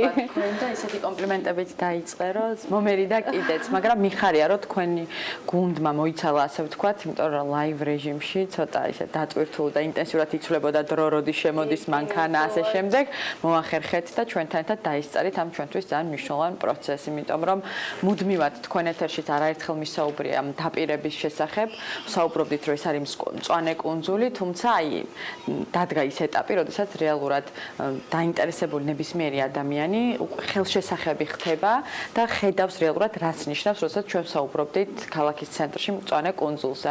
უპასუხებ თქვენი წამყვანის კითხვას. სტუმრების ძალიან გვიყვარს სტუმრები, ასე ვთქვათ და მიგიღებთ როგორც სტუმრებს ნებისმიერ დროს დიდი სიამოვნებით გიმასპინძლებთ, თუმცა რა თქმა უნდა ეს არის დაკეტილი ტერიტორია, რომელიც არის უშუალოდ მაცხოვრებლისთვის, მაგრამ აქვე მინდა აღვნიშნო, რომ ეხა ხეებს და ჟანგბადს ასე ვთქვათ ვერ დავუნიშნავთ, საზღვრებს ვერ შემოვყებავთ და რა თქმა უნდა ვფიქრობთ, რომ რაღაცა იმ წერტილში ეს დამატებითი გამწვანება იქნება როგორც ჩვენი მომხმარებლისთვის, ასევე თუნდაც ჩვენი მეზობლებისთვის რაღაცა დამატებითი სარგებელი და რაღაც მიკროკლიმატის შექმნის აი ამ კონკრეტულ ამ შესაძლებლად იქნება თეიკო, აი ზუსტად ეს კითხვა მაქვს, ანუ ეს იყო თქვენი ინიციატივა, კომპანიის ინიციატივა, ჩაიდო საკმაოდ დიდი ინვესტიცია, 1 მილიონი დოლარის ოდენობის ინვესტიცია გამწვანებაში და ეს ხდება ქალაქის ცენტრში, სადაც ნუ ასე ვთქვათ ძალიან მნიშვნელოვანია გამწვანების როლი მის урბანულ განვითარებაში. ეს არის ერთგვარი სოციალური პასუხისმგებლობაც კომპანიის, ასე ვთქვათ, პროექტის განვითარების ახალი სტანდარტები. აი რატო გადაწყვიტეთ და რას ისახავს მიზნად აი ეს ასე ვთქვათ ეს ნაბიჯი სექტორში? და ბუნებრივად ახლა აუცილებლად უნდა აღინიშნოს, რომ ის ლანდშაფტი და ის ტერიტორია, რომელზეც შენდება თბილისი გარდენსი, იყო ძალიან გამწვანებული და თვითონ ინვესტორების ინტერესიც უშუალოდ ამ სივრცის მიმართ გამოიწვია სწორედ ამ გამწვანებამ, იმიტომ რომ ქალაქის ცენტრში ალტერნატივა არ აქვს. ანუ ჩვენ შეიძლება ვიდაოთ და ვისაუბროთ ინტერიერის დიზაინზე, არქიტექტურაზე, თუმცა არის რაღაც გარკვეული ფაქტები, რომელიც ყოველგვარი სუბიექტური შეფასების გარეშე არის ფაქტი. ეს არის კონკრეტულად გამწვანებული სივრცე და ინფრასტრუქტურა, რომელიც კონკრეტულად ჩვენ კომპლექსს აქვს. თუმცა ის ხედვა, რომ ეს იქნებოდა თბილისი გარდენსი სახელში აი ამ სიმწვანის ნაწილის წამოწევას და ჩვენს კონკურენტულ უპირატესობად ამ სიმწვანის მოსაზრებისთვის არ იყო საკმარისი ეს ადგილობრივი გამწვანება, რომელიც თავის მხრივ გამწვანებული იყო, თუმცა ეს იყო სამწუხაროდ მოუვლელი ტერიტორია და თვითნებურად ამოსული ხეები, რომელიც დღეს უკვე რა თქმა უნდა დიდი ნერგავები. ამიტომ მოხდა ადგილობრივი ლანდშაფტის შესწავლა. თითოეული ხე შენ ახლა ნამყოფი ხარ ჩვენ ტერიტორიაზე, ალბათ შემჩნეულიც გაქვს, არის აღრიცხული, თითოეულ ხეს აქვს თავისი ისტორია. და ამის შემდეგ კი, აუცილებლად, იმიტომ რომ ეს არის მნიშვნელოვანი ლანდშაფტის განვითარების და დაგეგმვის მნიშვნელოვანი ეტაპი. ამის შემდეგ უკვე ქართულმა და იტალიელმა სპეციალისტებმა ერთად შეისწავლეს და უკვე დაგეგმეს და განავითარეს და შექმნეს, ასე ვთქვათ, ლანდშაფტის დიზაინი. იმიტომ რომ იმისთვის, რომ ადამიანებს უთხრათ, რომ ჩვენ ვართ მწვანე კუნძული, ამისთვის მართლაც უნდა ვიყოთ ეს მწვანე კუნძული. აქვე არის ალბათ მაინც აღსანიშნავი ის ბიზნეს ეთიკა, რომელსაც კვადრუმ გლობალი თავის ორივე პროექტში, გულისხმობ East Point და გულისხმობ თბილისი გარდენს. ეს არის საინვესტიციო ჯგუფი, რომელიც აკეთებს ორივე პროექტს. იგივე გამწვანების კუთხით ეს არის თბილისი East Point-ის შემთხვევაში, სადაც იყო ხრიოკი ტერიტორია და იქ თავიდან ბოლომდე მოხდა გამწვანება და ეს არის East Point-ის შემთხვევაში, ეს არის რაღაცა გარკვეულწილად მე ვიტყოდი ბიზნეს ეთიკა, როგორც ეს დეველოპერი ახორციელებს თავის დეველოპერულ პროექტებს. რაც ძალიან ისეთი თვალშისაცემია თეიკო, ანუ თქვენ ჩამოიტანეთ უკვე საკმაოდ გაზრდილი მცენარეები, დიდი ხეები, რაც ნიშნავს იმას, რომ რეალურად როდესაც დასრულდება თქვენი კომპლექსი, ეს ლანდშაფტი უკვე იქნება გამზადებული. იცი, არის მნიშვნელოვანი ადამიანებს, როდესაც საჩინოდ გაზრდილი და ადამიანებს, როდესაც ჩვენ თავაზობთ ამბობთ, რომ მოდი იცხოვრე მწვანე კუნძულში, ეს არის დაპირება და ყველა ადამიანს უნდა რომ მოკლე პერსპექტივაში იცხოვროს და არა რაღაც 5-10 წლის მერე, როდესაც ეს ხეები გაიზრდება, ან რაღაცა შეიქმნება ეს მიკროკლიმატი. ამიტომ მნიშვნელოვანი იყო, რომელიც ასევე კომპანიის მხრიდან რაღაც სტრატეგიულ გადაწყვეტილებასთან გვაქვს საქმე, რადგან გაზრდილი ხეები ყოველს გვესწრის, რომ ბევრად უფრო ძვირადღირებული სიამოვნებაა. და სარგებელიც მეტი მოაქვს. სარგებელი მეტი აქვს, მაგრამ რა თქმა უნდა, ნებისმიერი ხის დარგვა კარგია, მოდი ესე ვთქვათ, ჩვენ დღევანდელ შემთხვევაში, მაგრამ რა თქმა უნდა, გაზრდილ ხეს ბევრად უფრო დიდი სარგებელი აქვს უკვე დღეს, ვიდრე რაღაც პერსპექტივაში. ამ ეტაპზე ხა სიუჟეტშიც აღინიშნა 62 ხე ჩამოვიდა, ფოთლოვანი ხე, რომელსაც გატოტიანება იწყება 3 მეტრიდან, ანუ საკმაოდ დიდი ხეები არის, რომელიც უკვე გაზაფხულიდანვე დაიწყებს, ასე ვთქვათ, ინტენსიურად სარგებლის მოტანას და 1400 ბუჩქი, რომელიც დაირგო ტერიტორიაზე. 2 კვირიდან 1 თვის განმავლობაში შემოვა უკვე შემდეგი ეტაპი, როგორც შენებლობა გვაძლევს საშუალებას იმის მიხედვით ვაკეთებთ ამ გამწვანების პროცესს და რა თქმა უნდა, სახში გაზაფხულზე ექსპლუატაციის შესრულის დროს ჩვენ გვექნება უკვე გამზადებული უნიკალური მარადმწვანე ბაღი. და გავამართლებთ სახელს უკვე ყველა ადამიანი ეს რაღაცა კითხვის ნიშანი არ იქნება, რომ მწვანე, იმიტომ რომ ხშირად როდესაც მოდიან ადამიანები ბინის შესარჩევად და ეხლა ნებისმიერ შემთხვევაში ალტერნატივას ატარებ, ხო, რაც გთავაზობს ბაზარი, რა არის შენთვის პრიორიტეტი? დღეს გამწვანება ყველასთვის პრიორიტეტია, იმიტომ რომ სამწუხაროდ ძალიან გლობალურადაც და ხო, რა თქმა უნდა და ჩვენ ქალაქში კიდევ უფრო რაღაცა მწვავედ დგას სამწუხაროდ ეს საკითხი. გვადარება ხოლმე ხშირად, ვთქვათ, ალტერნატივა ქალაქგარეთ ცხოვრებასა და ქალაქის შუაგულში და სიმწვანეში, იმიტომ რომ იმდენად თითქოს და შეუძლებელია რომ იცხოვრო ქალაქის შუაგულში, სადაც ინფრასტრუქტურულად ყველაფერთან ახლოს ხარ და ამავდროულად სიმწვანეში, რომ მართლა გასაკვირია ხოლმე და რომ მოდის აი ალტერნატივა და მე რა თქმა უნდა, როდესაც აი ძალიან გულახდილად მინდა ვთქვა, სანამ არ ვესტუმრე თქვენს ტერიტორიას, ვერ წარმომედგინია, რომ ქალაქის ცენტრში აი ესეთი ტერიტორია, ესეთი გამწვანებული და ესეთი, ასე ვთქვათ, განსხვავებული სიმწვანე მიკროკლიმატი დამხდებოდა. ვთქვით, რომ ჩვენმა პროექტმა თვითონ ისაუბრა, ასე ვთქვათ, საკუთარ თავზე და ადამიანები, ვინც არიან დაინტერესებული, პირველი ჩვენი, ასე ვთქვათ, მიზანი არის, რომ უბრალოდ მობრძანდით და დაათვალებთ. თუ ეძებ ბინას, მოდი ჩვენთან შოურუმში, ნახე ჩვენი პროექტი, ნახე ჩვენი ტერიტორია გამწვანება და მე უკვე თავად, ვთქვათ, შეძლებს ადამიანი მარტივად მიიღოს გადაწყვეტილება.